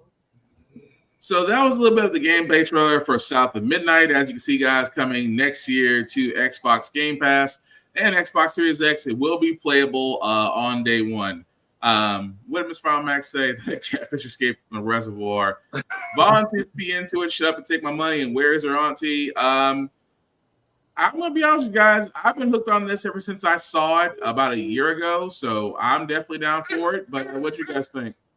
It was definitely starting to sound a little Song of the South-ish there at first, but it got a little better towards the end. It went from what is the ride they just got rid of? It went a little bit from Thunder Mountain to Tiana's Bayou towards the end. No, we have a new name for it. Now it's Princess Logs. Yeah, Princess Logs. Is that really the name of it now? No. It's still That's the name. Tiana's Bayou Ride, but now we're just calling it Princess Logs. Yeah. So it's definitely. I mean, the really? music does. That catfish sound like the first draft script from the Princess Frog. Like I was sitting there to listen to. It's like you were what originally was, and then you became the Firefly. No, that right there, beyond where you want to buy you, that's it. It's kind of like Meet the Haitians and Mafia 3, and some of them are very heavy into the like voodoo stuff, and it feels like this is a Lincoln Clay fever dream. Also, I can't tell if it's just the frames aren't done, but the animation style. That's my one issue on this is some of the characters move that Spider-Verse frame rate. Yeah, but some of it doesn't. It looks like a mix one of the things where it needs to be like all or nothing. It looks like a mix between Coraline and like Arcane. And yeah, like I get that too. Like they can't figure out which way they want to lean in certain scenes. Yeah. Also, this is why you don't flush your pets down the toilet. Very much. But again, it looks like it's going to be fun. So guys, I got to ask a question because we know we did show a little bit. Microsoft did actually show well over 25 different games. We only did pick up a handful. But between Ubisoft, Microsoft, and Summer of Games, I got to ask you guys, who won? Microsoft, because I definitely had no expectations for them whatsoever. Mm-hmm. But they came back with some wins, some heavy hitters this time. Usually we're just used to looking forward to new controllers and new console specs, which they did give us some. I don't know if anybody's gonna pick those up. Is the new Xbox Series whatever is supposed to be like beefier or stronger, fast? What is until 2027, I think. Yeah, pretty much. The ones that they showed aren't until 2027. Pretty much. Why even? Pretty much because they want to sit there and say because they're trying to sit there and get their names out there for the next consoles. Because we're still waiting for Nintendo in their fiscal quarter to announce the next Switch. So that's why. I'm the same way. Microsoft won. Summer of Games Fest. I understand it. You know, it was mocked with COVID. It was mocked with studios being purchased. It was just, I mean, it was for it was, but Microsoft just came with the hits. So are people gonna abandon Helldivers for Starship Troopers or no? That game, the one thing I will say about this, and we talked about this on Blurred's Eye View, about independent studios, because a lot of studios are being purchased by the big three, and we just talked about Rocksteady being closed down and Arcane being closed down. The way these independent studios are surviving is basically off games like Helldivers. If you make a game like Helldivers 2 and it's fun and it's playable and you stick to it, I mean, you survive. You have to worry about getting picked up by the big three. No Aisha Tyler jokes. Well, I mean, it's not E3, but you're right. But yeah, that's pretty much it. It's just the fact of as long as they do what Helldivers 2 has done, I see a lot of independent studios thriving without the big three. But that's just me. But I kept seeing the reply because they were fighting for their life in the replies about being a fake Helldivers and this is a Helldivers clone. And then you have people who are like, you guys know Starship Troopers came out like first, right? Like this is without this, you don't have Helldivers, and you can play 2 games where you shoot bugs. It's not a contest. So some people were so anal about it. And I guess the guy in the trailer is someone in the movie for the first. I don't know the lore of the whole thing, but yeah, but no, that's really all what it is. But to keep it going, guys. Again, just some quick news before we get to our quick impressions of the Acolyte and the boys. If you have a PlayStation, like I do, because I got a PS5 for Father's Day, so I'm not complaining. I just can't wait to hook the thing up and really be able to join Joe on Monster Hunter and go from there. But anyway, PlayStation Plus games, they're out for June. Really want to cover this very quickly, which will be available very soon. June 18th is what I meant to say. For PlayStation Plus Extra Premium, you can get Monster Hunter Rise, Football Manager Console 2024, Crusader Kings 3, Microsoft Monster Energy Supercross, After Us, Anno 1800, Police Simulator, Patrol Officers, Far Cry 4, fun game. Lego The Hobbit, also a fun game. Lego The Incredibles, which is PS4 version, also a great game. On PlayStation Premium, you can get the Kayak VR Mirage. You can get Lego Star Wars 2, the original trilogy, Ghost Hunter, Daxter. Wow. Daxter? Yeah, they're putting some of the PSP libraries. I just not noticed that, but as you can see, guys, that's the tiers for the 18th. So again, enjoy them as you will. But yeah, outside got what another one I just Streets of Rage 4 because I never played it when it came out, but if you're on the free plan like I am, you can pick up that. And then they just re-released the first Sly Cooper to the store. So if you have premium, you get it free. Otherwise, I just bought it for $10. It's also a very easy platinum, so probably what I'm going to be doing tomorrow night. But I'm also realizing games with gold is now a luxury item. I didn't realize that like officially died a year ago. Because so now every time people were like, you should get the game, it's like it'll come back again. It's like now that's just no longer. Now you get a rental. You get a Blockbuster rental for like $15 a month, and that's it. Although I will sit there and say, Streets of Rage 4 was very fun. It was the beginning of the retcon games that are coming back, but it was so much fun playing. I kind of had flashbacks, but still. Again, guys, those are the PlayStation exclusives that are coming out very soon, 4 days from now, so definitely enjoy it. Also, really quickly, so excuse me, guys. We do know that that's not what I wanted to do. There we go. So we do know that a Blue Beetle animated series is happening. Warner Bros. Discovery did confirm through Deadline that director Miguel Puga has been working on the project since early this year, and will be serving as a showrunner. So we do know from Blue Beetle, which again, if you haven't seen the DC movie, very well done for a DC movie. I'm kind of hoping they still stick with that. But again, an animated series that is actually happening in James Gunn's DC universe. Are we excited? Are we happy? Do we think that it's going to tank? I think it'll be good because Blue Beetle. The only reason Blue Beetle didn't get the praise it deserved was because the people involved couldn't talk about it. That's the only thing. Everybody I know who went to see it, we all liked it. Everybody was a fan of Blue Beetle. It was a nice hard reset button. It just didn't get the promo run it deserved. And if this is just going to be a continuation of the movie, we've already got a strong basis because Ninja Turtles are doing the same thing because they're doing a cartoon on Mutant Mayhem between this and the movie. Yeah. So that's going to be good. Joe, how about you? We had problems with Blue Beetle, the movie, is because they were not clear if that was going to be with the old guard or the new guard. So people just like, if this is not part of the James Gunn universe, I'm not seeing it because we never got like a clear definitive. Well, he was there, but this movie is part of the old DC universe, but he's going to be in the Gunn universe moving forward, and that like really turned a lot of people off. It's like, well, there's no point in seeing the movie. He's not going to be part of the Gunn universe, right? Which is directly hindered the sales. But I think this is going to be great. Yeah, I agree. But as far as quick news, like I said before, that's really it. Outside of impressions, I'm going to start with the Acolyte because I know a friend of ours, Room Full of Blurs, Kira, who I leaned on heavily because she knows more about Star Wars lore than I do. So again, guys, if you've seen the Acolyte, we're not going to give any spoilers away. Just really your impressions on what did you think of it? So these women are or are not the prehistoric versions of the Night Sisters and Ventresses people.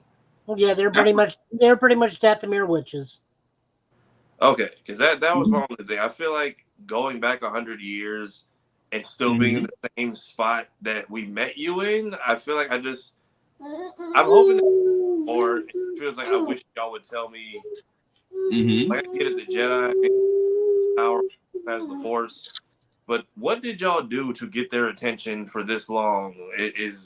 I'm not asking for a whole episode, just like a page of a sacred text, something. So many people. No, go ahead, Joe. Go ahead. So many people right now are so upset with this episode that just came out. They are. I'm like, if you're upset with the plot, because it's like, hey, we didn't get a lot of questions answered, like me. That's one thing, but they're just raging like before the opening credits. Episode 3. I don't think I need to see any more of Acolyte because I think I've deciphered like how the whole series is going to run out. But people are so upset because the twins are apparently immaculately conceived through Force magic, which they perceive as a direct threat to Anakin Skywalker being the chosen one because he was immaculately conceived through the Force. There's 2 of them, as opposed to Anakin goes like, I'm a good guy, I'm a bad guy, to where it's the twins, where one's clearly the good one and one's clearly the bad one. Just like, to me, I don't have an issue with it. I don't mind the series. It's pretty good. I've told people this is easy to watch because it's in a different era. You don't have the baggage of any TV of the movies or TV shows or books. You don't have to know anything beforehand. All these characters are new. I think the only person. Okay. Not all Night Sisters. Not all Night Sisters are witches. But all witches are Night Sisters. It's weird.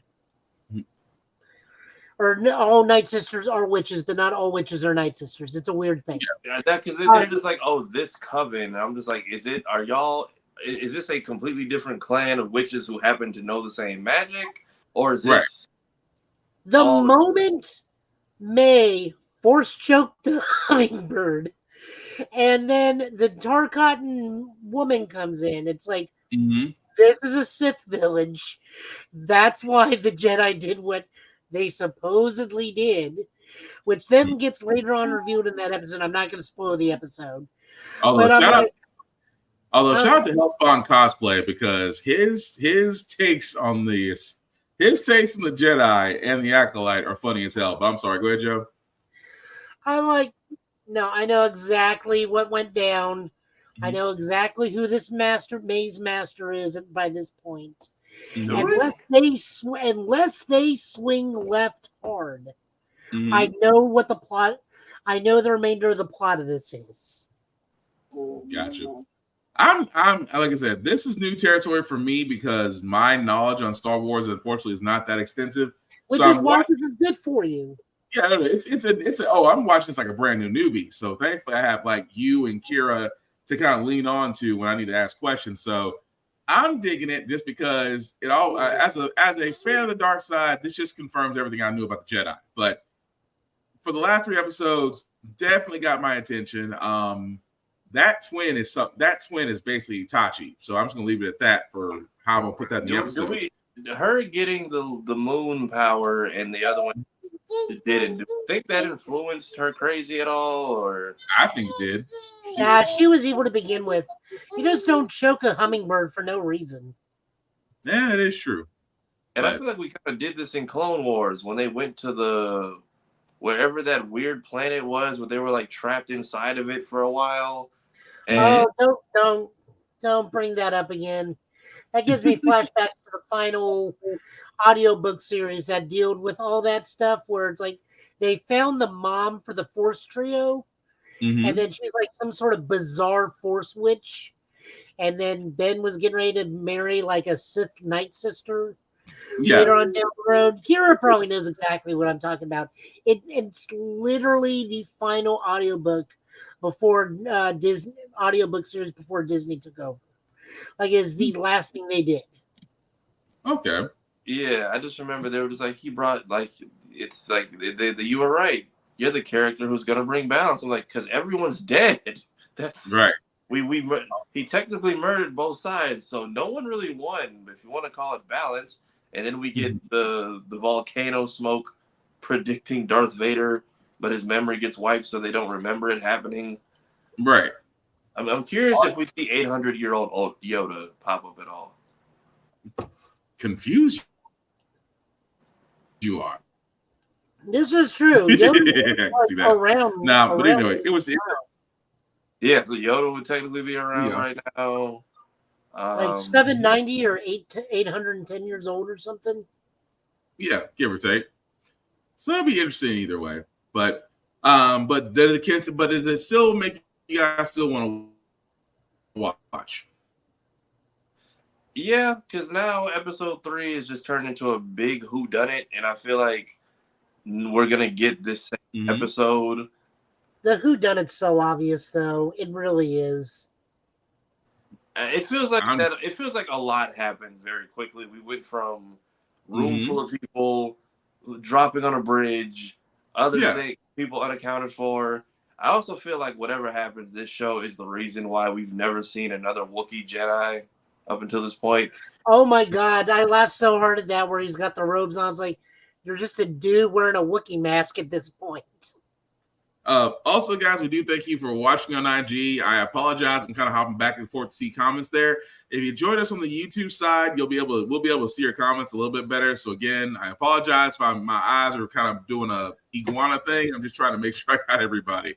Kira, it is so bad, Kira. Like, it literally just looks like a generic dude in Jedi robes with a normal Chewbacca mask over his, like a $high Chewbacca mask over his face. Like, there is no like bulging or like huge puffs like coming out of the robes.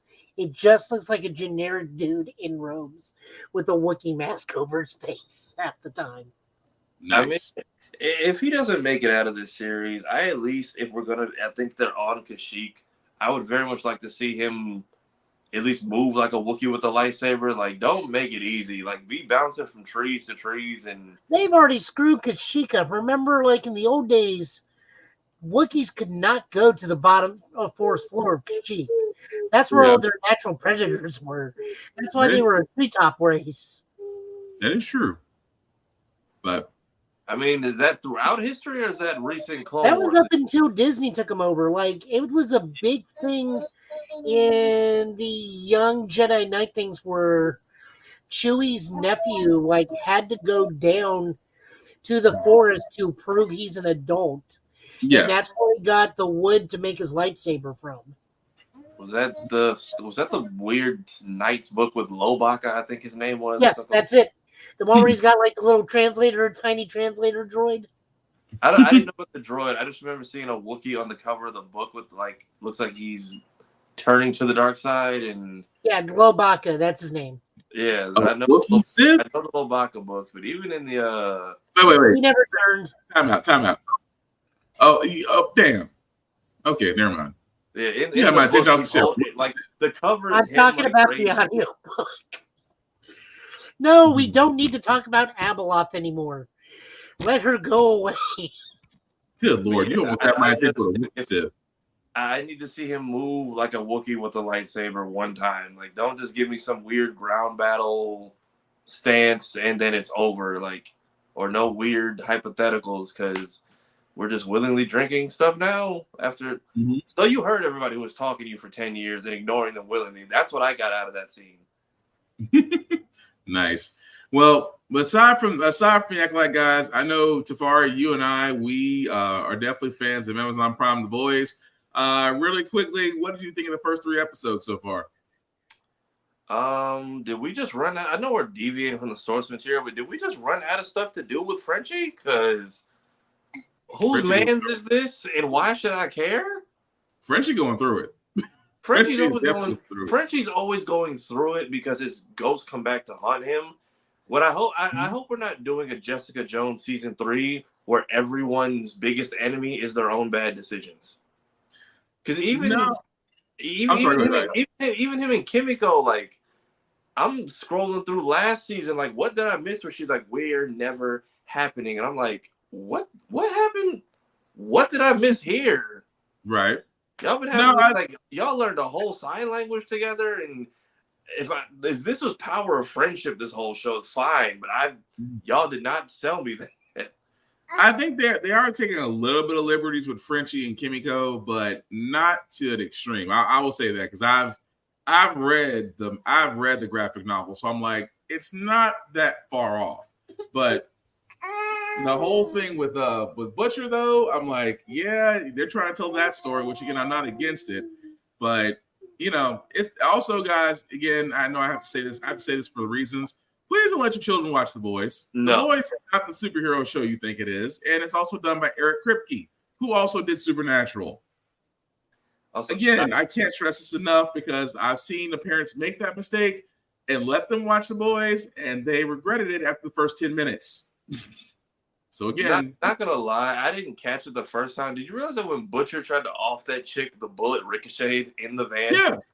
Yeah, and she just looked at him. And Papa looked at him like that was the crazy part to me. Like, bullet to the head, what was it? A thermos full of acid, and she's just like, really, people, like, come on, I have to be on TV. Like, you ruined my dress. And I'm like, you could have easily murdered everyone here, but for the sake of whatever plot, we're just not going to. Oh yeah, she was thoroughly annoyed, but she's like, you guys can't harm me. So I keep forgetting that her. I also keep forgetting that her and Huey, I guess, were friends at some point early in the show. Yeah, she sees Huey as family because, well, she doesn't have any.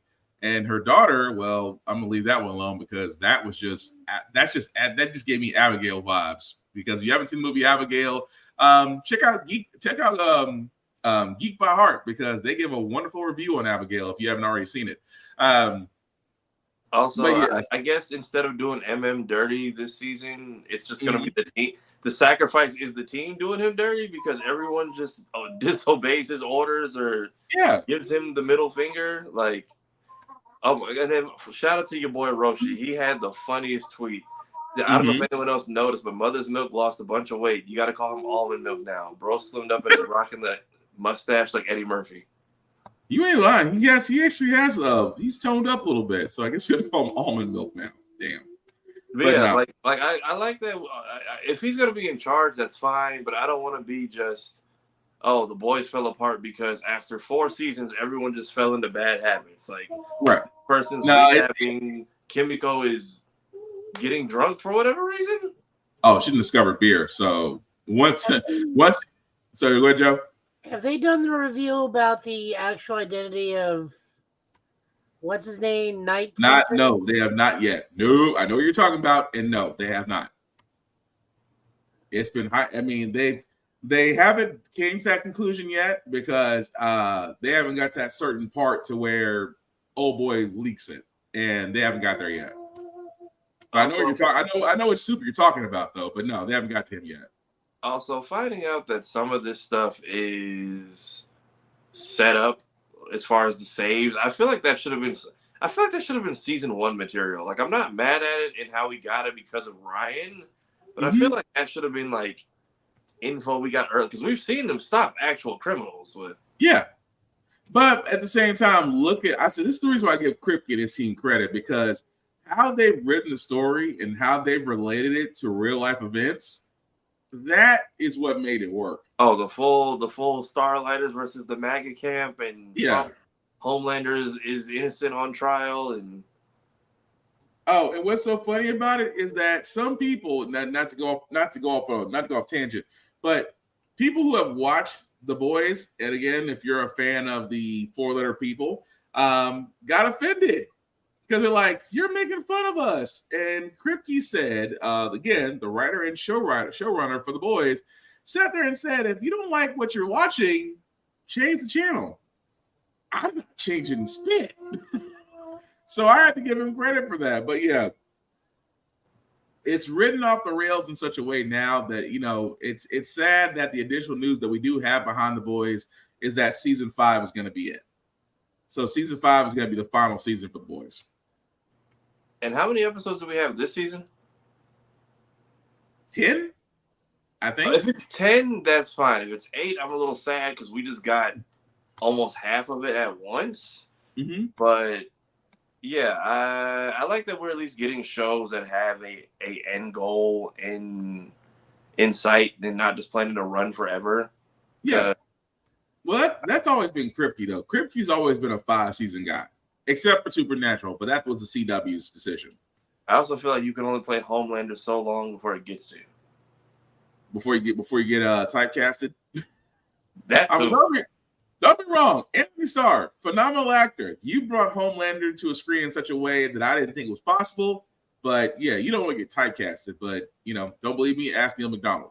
But yeah, so far it's a good 3 episodes. And also let us know in the comments what you think about The Boys so far. Keep spoilers to a minimum, just because again, we try to give everybody at least a couple of days after it comes out to watch it, and then we'll come back and discuss it. But that's really all the news that we have before we go on to our comic pools. But before we do that, we always want to show love to Rick's Comic City here in Nashville. Nashville's #1 place for comic books, for mangas, for collectors. Pretty much everything pop culture you can definitely find there at Rick's Comic City. 2 locations, Nashville and Clarksville, Tennessee. And, of course, their website at rickscomiccity.com. Definitely check them out if you are in the Middle Tennessee area. If you are not in the Middle Tennessee area, guys, please support your local comic book stores, support your local libraries. They are the last places to where you can get comics. Yes, getting things online or reading things online or going to a place at Starbucks is usually fun, but going to a comic book store is an experience. Going to a place to where, especially a small comic book store, is an experience. You'll never know what you find there. You can make a lot of friends. And again, it's something that you just simply cannot repeat. But with that being said, guys, also, to all kids, read the banned books. Enough said. I have said it. I mean, me and Joe and Tafari have said it enough times on the show. Wherever there's a banned books list, read it. You'll be better for it. Trust me. But again, support your local comic stores, support your local libraries. What do you say, Kira? Once I get through my Bridgerton, I will dive into The Boys. Yep. Go ahead and enjoy your Downtown Abbey, madam. But, Joe, I seem to see you're up, sir. So whenever you're ready. One thing before we hop into comics. Definitely go to Disney Plus, watch the new Doctor Who. We are on the season finale. Shooty Gatwa and Millie Gibson have been killing it. This is the most fun I've had with Doctor Who in a long time.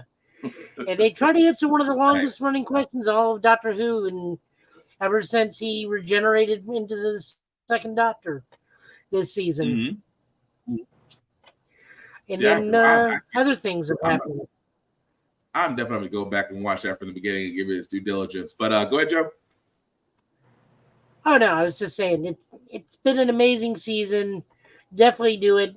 Shooty Gatwa is probably my number 2 Doctor now, behind David Tennant. He's up Matt Smith? Yes. Oh, wow. Okay. Just watch him. You'll agree.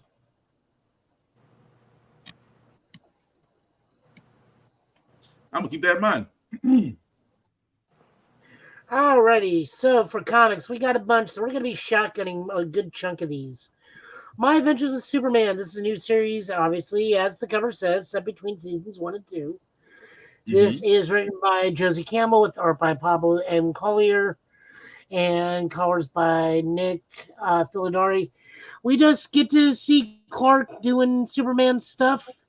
Joe, what do you think about folks calling this season meandering? They're idiots, and they should be stricken from the record. There for House of the Dragon. Yeah. So, Superman, My Adventures with Superman. This was a good book. Introduces possibly a new character, possibly a returning character, or someone augmented. I had no problems with this book. I think it's still retains the brevity and spirit and the mystery that My Adventure with Superman comes, which, by the way, this season 2 episode where they introduce Kara, and she just straight up is Android 18. If you've not seen it, the full on Android. Even the pendant. Even the brooch on the left side, on the right side is like, why is she Android 18? I'm not going to argue with that. I fully agree. If there's a show I have to beg people to watch, and please don't let it fail, it is My Adventures with Superman, because it takes such liberties with this. This is the first time I've seen a Superman story where the Kryptonians were like, yeah, we did that to ourselves. We fully deserved everything we got. And the finding out the Kryptonians were basically damn near Viltrumites. And I don't know if it was Brainiac's people or they made Brainiac and then to see kryptonite used as almost like a techno-organic virus rather than just they're taking so many liberties with it. And this show, I feel like, could be the start of a new DCAU unintentionally, the way the original Superman cartoon was. Even their detractors, I don't understand people. I think they look for things wrong with the series. Because, like, the one thing I'll agree with them, Livewire needs a proper costume. I will definitely agree with you all day on that. Lex having care, this is his origin story, not a big deal. Deathstroke being younger, it's like, yeah, he's not going to mess with the Teen Titans. Most of them are in the 4th grade at the moment. You're gonna need to let that man grow a little bit older, and those kids become teens before he starts messing with them. Yeah. But other than that, this book is as good, maintains the spirit and the joy of the show. I definitely would say read this. It was wonderful. Nice. How much do you want to bet by the end of season 2, Jimmy's gonna lose all his money?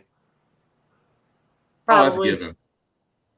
Because they keep showing the counter going down every episode, and I'm like, he's gonna be in the poorhouse by the time this is over.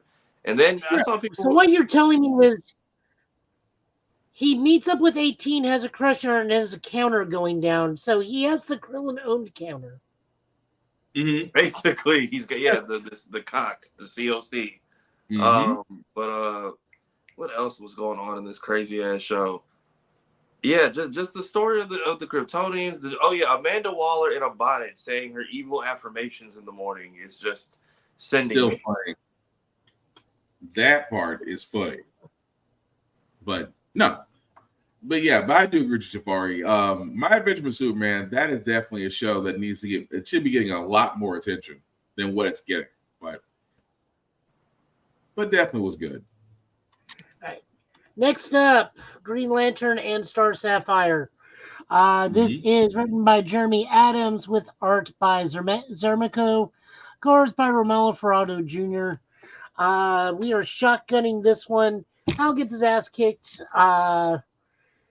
Carol comes back with the Star Sapphire ring. Meanwhile, Kyle starts showing signs of regaining his White Lantern powers because he pretty much just nukes almost all the Green Lanterns attempting to arrest the rebel insurgency. Right. Although I did love Star Sapphire just showed up and just pretty much disrespected everybody. Oh yeah, no, like everybody, even the dude running the Galactic Council is like, well, it's like, so we told you to keep them on Earth. And Waller's like, yeah, but their power sets a problem to my plans. I don't want them on Earth.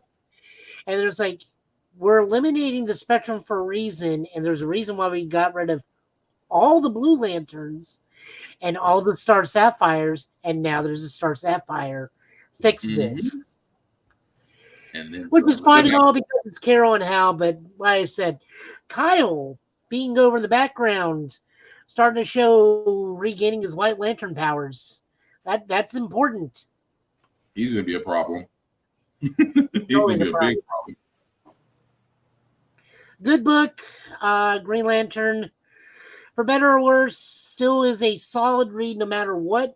I do dig that we are starting to branch out on the other cores again. I like that we're using more than just Hal. And this is not me doing the Joe being petty against Hal thing. I do like a Green Lantern book where it focuses on the core or a larger spectrum of lanterns rather than just a singular lantern. No, that's a fair assumption. Moving on over, again, we are shotgunning this one. This is Blue Beetle, written by Josh Trujillo, art by Adrian Gutierrez, and colors by Will Quintana. This is the end of the first arc for, or second arc with Beetle, where he fights the giant robot powered by the Green Scarab. Victoria's put in her place. Ted is back up and running. And we will be moving forward to the next arc from here. I liked it. Solid questions on experimentation on living things because Victoria is basically doing torture to the Beatles. Mm-hmm. The robot being taken down is kind of neither here or there. It's one of those just big gun meets bigger gun. Yeah, I mean, it just happens to be a nice way of just wrapping up the arc, which I do get, but you know, still good issue to read. Moving on over into Marvel, we are looking at Avengers number 15. This is a Blood Hunt tie-in. So naturally, this means this is written by Jed McKay with art by C.F. Vila and Federico Blee doing color. Mm-hmm. One moment.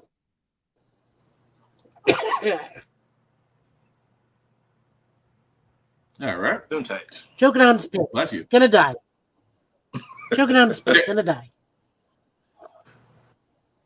So we are still with Captain America and his. Hold on. See, that's going back to haunt you. You subbed it. They came. It sucks. That's a big tingler bug over there. I'll have to deal with that later.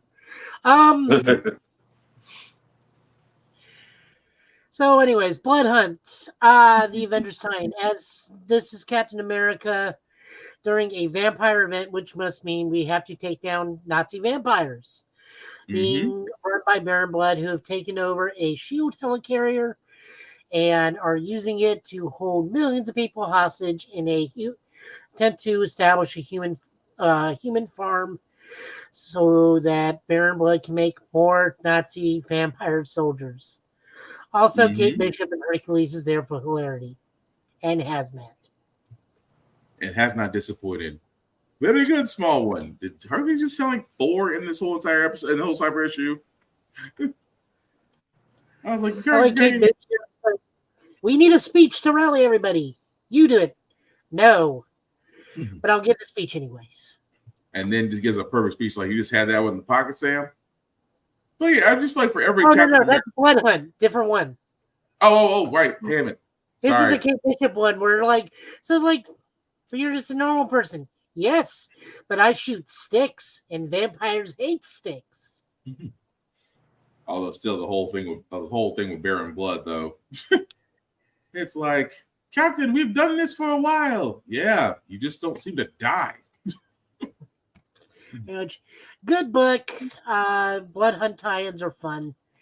I can't wait for the magic one. I really can't. That's going to be my favorite out of all of them.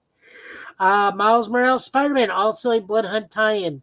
You need to read this before reading Blood Hunt 3 because this explains why Miles is a vampire at the end of Blood Hunt 2. Written by Cody Ziegler with art by Brent Peoples and Daniel Piccigato. Bless you. Hold on. Uh-oh. And he really did sneeze. Yep. There it goes. Yep, there it goes. I should not have eaten that night bagel.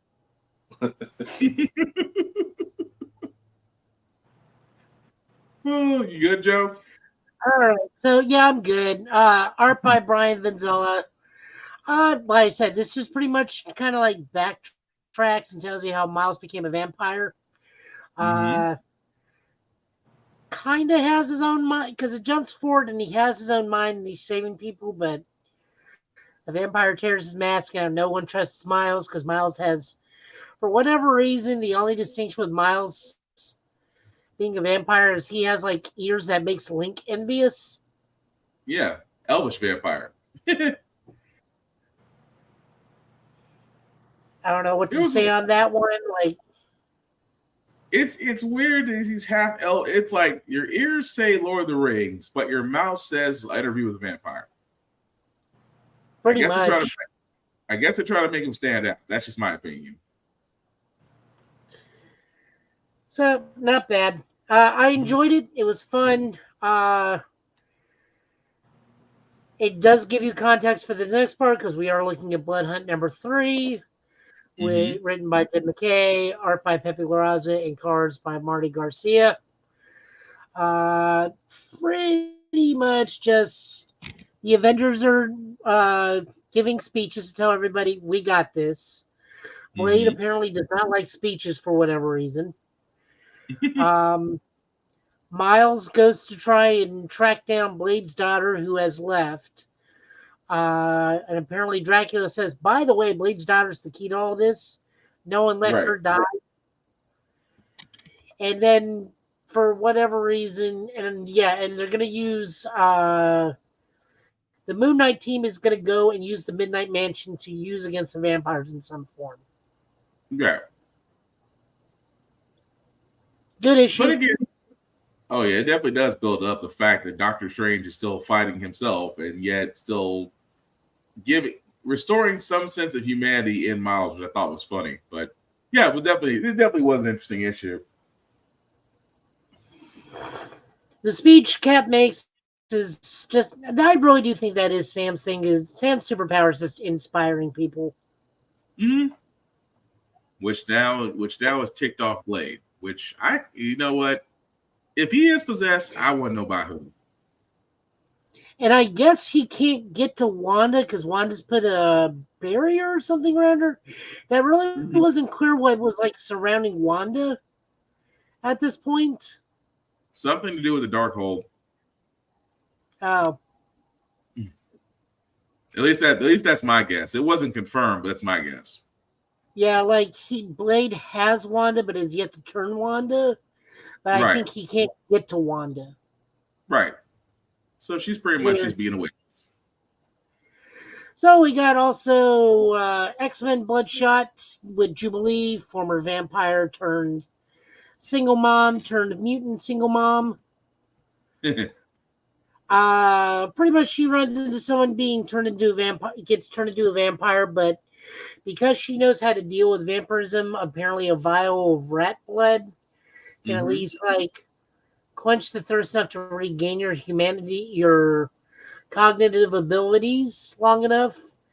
And then the vampire, pretty much the Daywalker team, I guess is. Yeah, the Forgiven. Might as well be the Daywalker team. Like, they're vampires that hunt other vampires.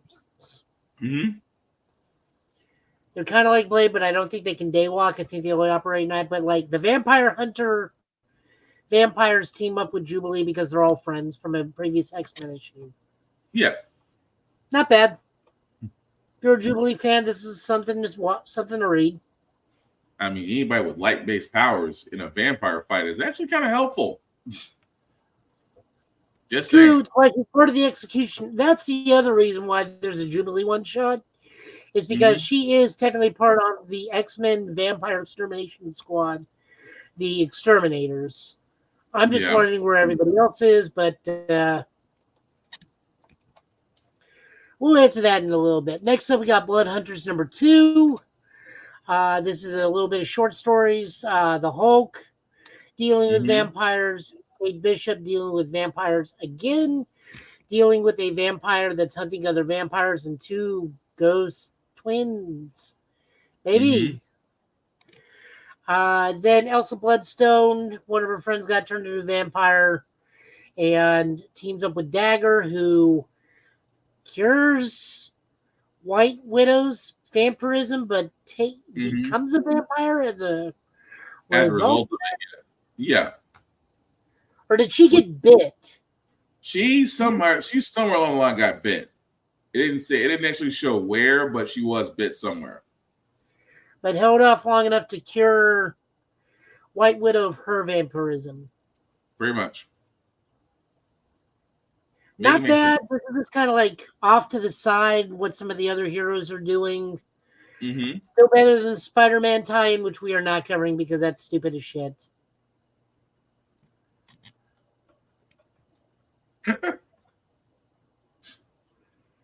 Look, I don't care about. Look, it is not me being mean or anything, but You're teaming him up with the Lizard and Misty Knight, which, no offense, Misty Knight's wonderful, but makes no sense in the contest why you're teaming Spider-Man up with half the Daughters of the Dragon and the Lizard to fight Morbius for whatever reason in Blood Hunt. No one's talking about that. Like some of these dudes you see in the background are in other comics, but we're not dealing with Peter. I'm not disagreeing with you, but it's still funny. It's still funny.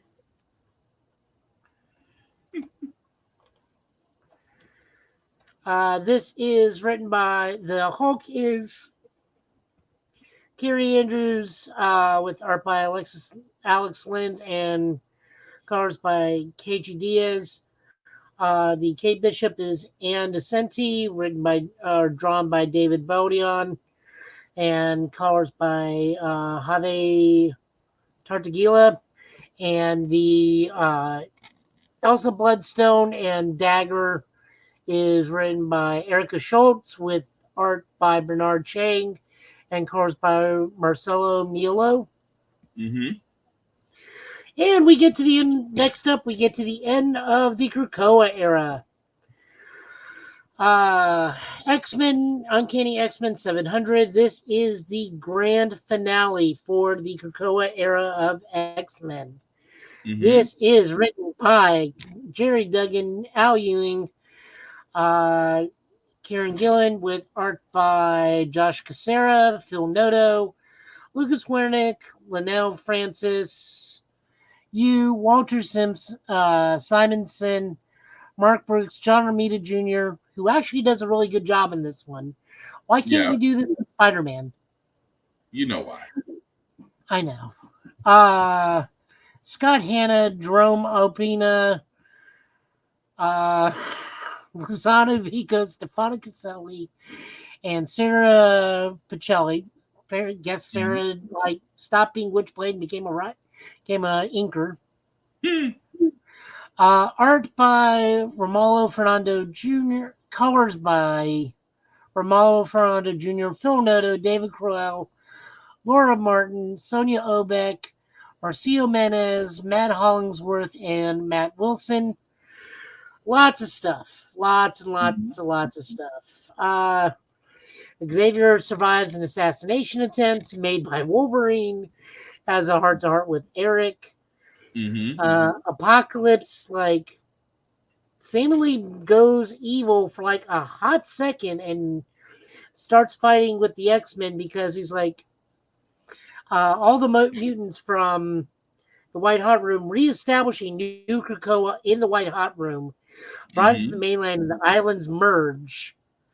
So they're going to take Krakoa with them because they've been in the White Hot Room for 15 years, so everyone's 15 years older.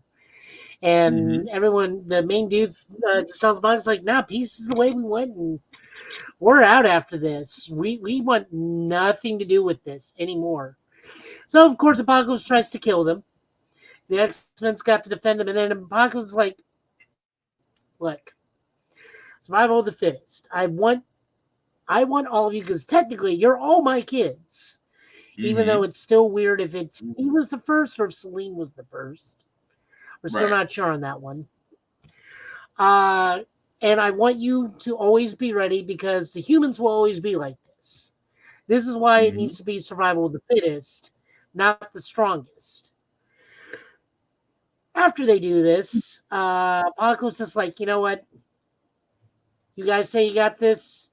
I'm going to go to Araco. I'm going to leave mutants there and go to Mars and just stay on Mars. We have wonderful talks with everybody else.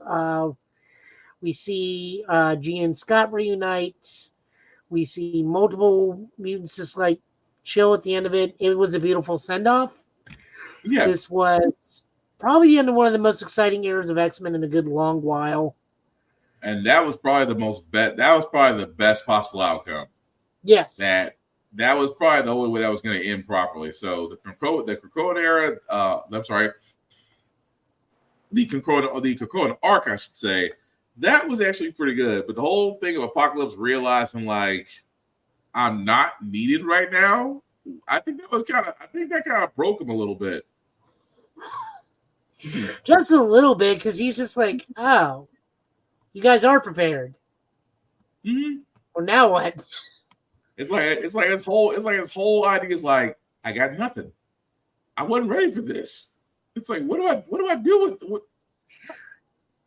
Also, I think Kurt's probably done the most damage to Apocalypse I've ever seen.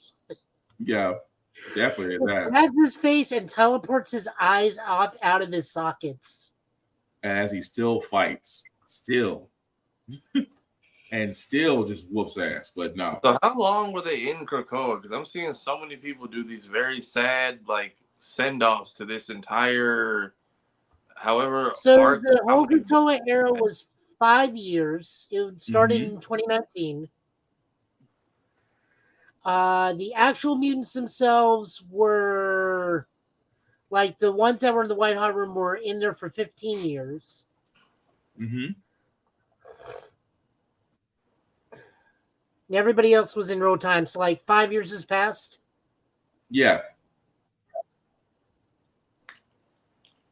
Okay. So about that. But it's actually been, but in the White Hot Room, it's actually been quite longer. But enough time has passed for them to sit there and actually figure stuff out. So by the time they do kind of catch up with the timeline, they're like, "Yeah, we discussed it. We're leaving." That's what it came down to.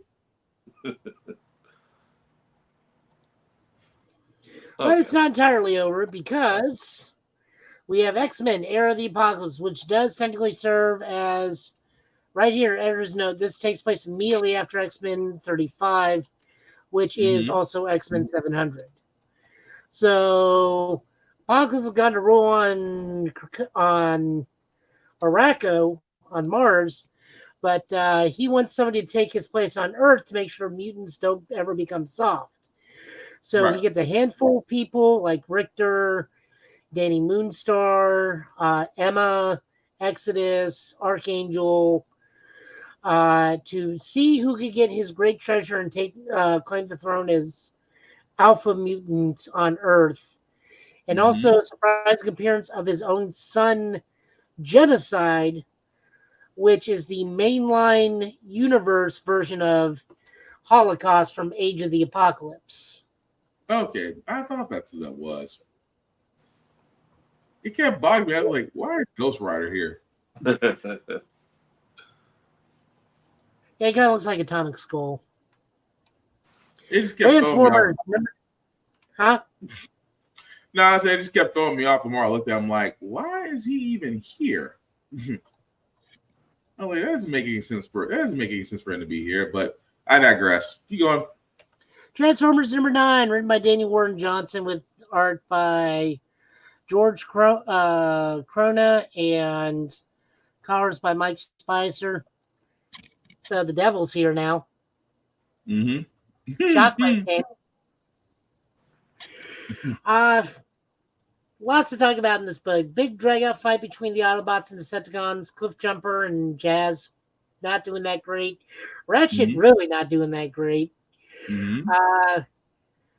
Shockwave has come to Earth, meaning the Devil has once again stepped foot on Fermentera. If you don't know what I'm talking about, I can't help you. You need to start reading the IDW books.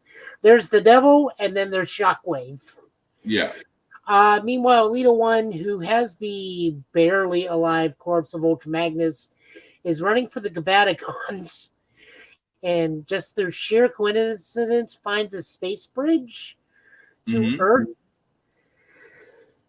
But once again, I enjoy the writing of this because the big standout to me was actually Astro Train, who, per Soundwave's command, goes to find Spike Witwicky, goes to a hospital, holds the hospital hostage, but literally tells the doctors, like, I don't want to do this.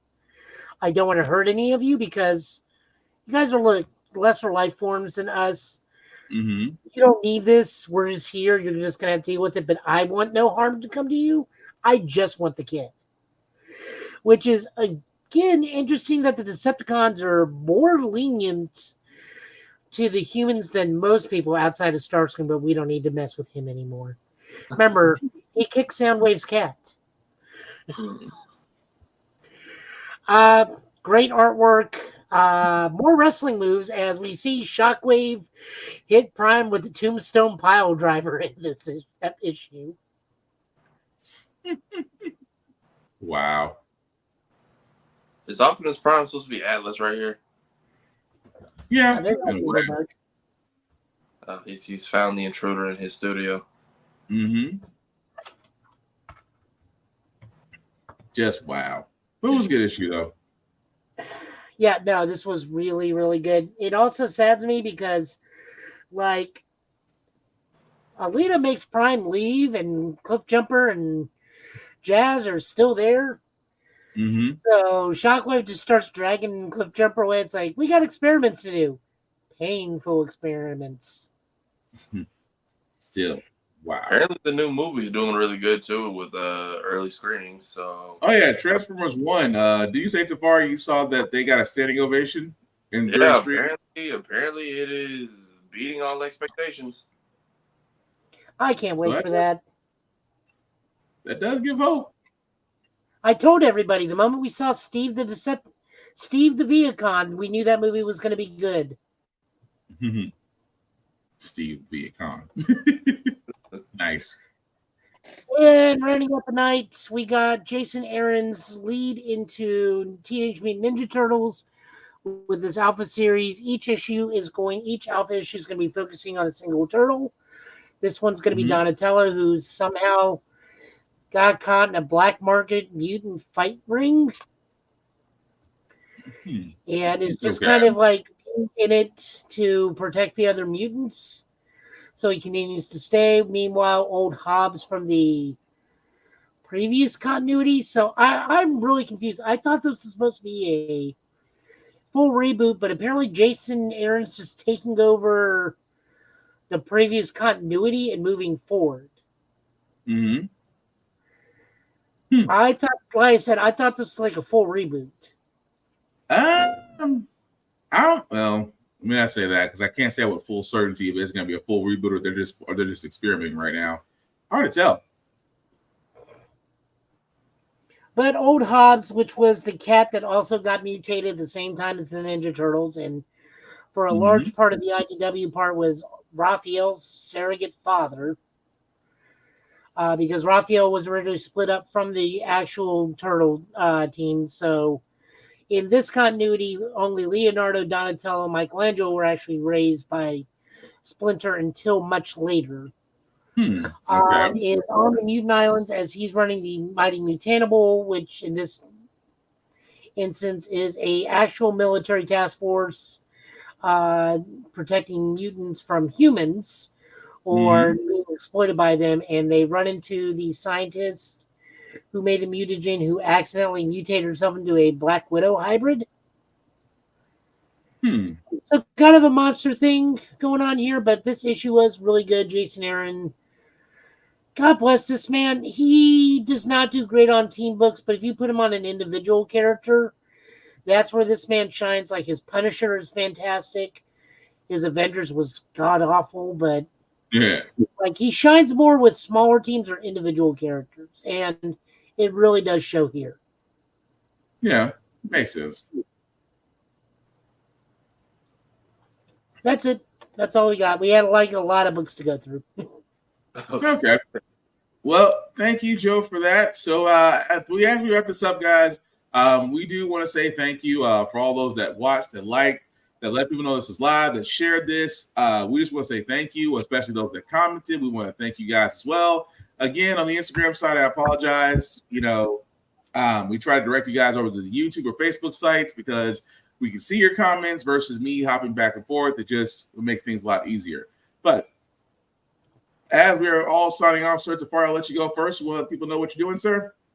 So you can find me on all platforms underneath this name right here. I post on Mondays to make them a little less terrible. I also do the editing for Blurred's Eye View.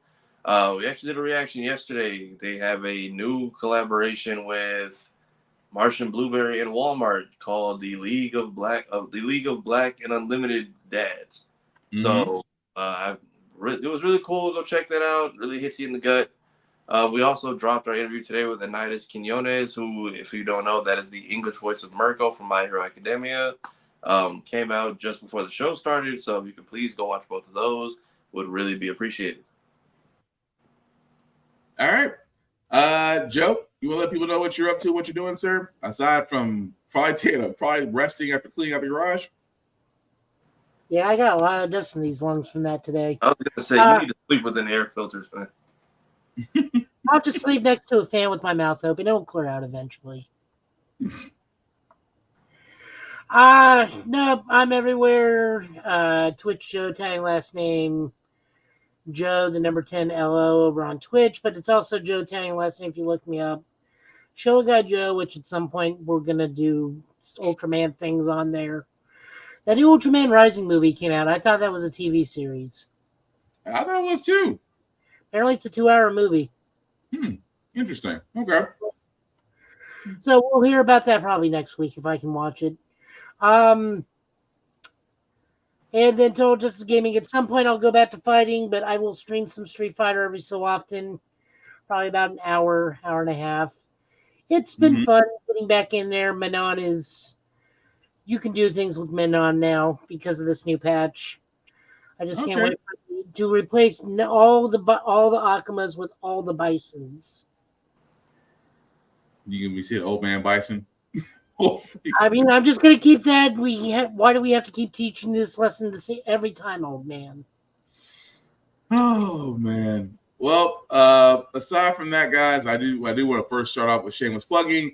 I do want to shout out with BlurStation.com. Besides me, Tafari, Room Full of Blurs, Geek by Heart, and many others have used the hashtag BlurStation Beta because we've shown tidbits of what the site is, guys. It is the platform, the vehicle that we want to show various things from movies, television, anime, comics. It's basically what we asked for. It is the Netflix, Hulu. It is literally the vehicle that we want you to join. Again, you can join by hitting the Join Now button. If you do that, we do hope that you do select the Blurred's Eye View Affinity membership, where you can select myself, Black Spartan, or Tafari TV. Either one of us, we would certainly appreciate it. And it has the price of $10.99 a month. Yes, $10.99 a month. At the same time, guys, the content is still going to remain there. It doesn't come off. It doesn't get removed. $10.99 a month, what you pay. 36 months of paying $10.99 a month, you do have the ability to own a piece of BlurredStation. And yes, if you are a content creator, if you're wondering, you can have your content on BlurredStation. You do have to join as a member first. Once you have joined as a member of BlurredStation, you'll be able to speak with those behind the curtain. And once everything's worked out, your content can be shown there. And you get to own your content. The only thing that the BlurredStation does ask for is just a piece of distribution. Not a bad deal. So definitely check out BlurredStation.com when you definitely get a chance. As for myself, guys, you can find me, Black_Spartan615 on the interwebs. As I usually do here, and as far as you'll find me here on Blurred's Eye View every Tuesday and Thursday. Again, guys, our podcast can be found where a podcast can be seen or heard on various platforms. Also on Always Record TV, you can definitely find us there as well. And beyond that, again, like, share, and follow. Like our good friend Reverend Navy says, like, share, and follow costs nothing, takes a second for you to do. We'd certainly appreciate it if you actually did that, because again, that helps us grow. And that's what we want to do with GetBit. We want this to grow. But we certainly cannot do this without you. Outside that, guys, con season has happened. The rules still apply regardless. Number one, respect cosplayers at all times. Cosplaying is for everybody, regardless of your color, regardless of your weight, size.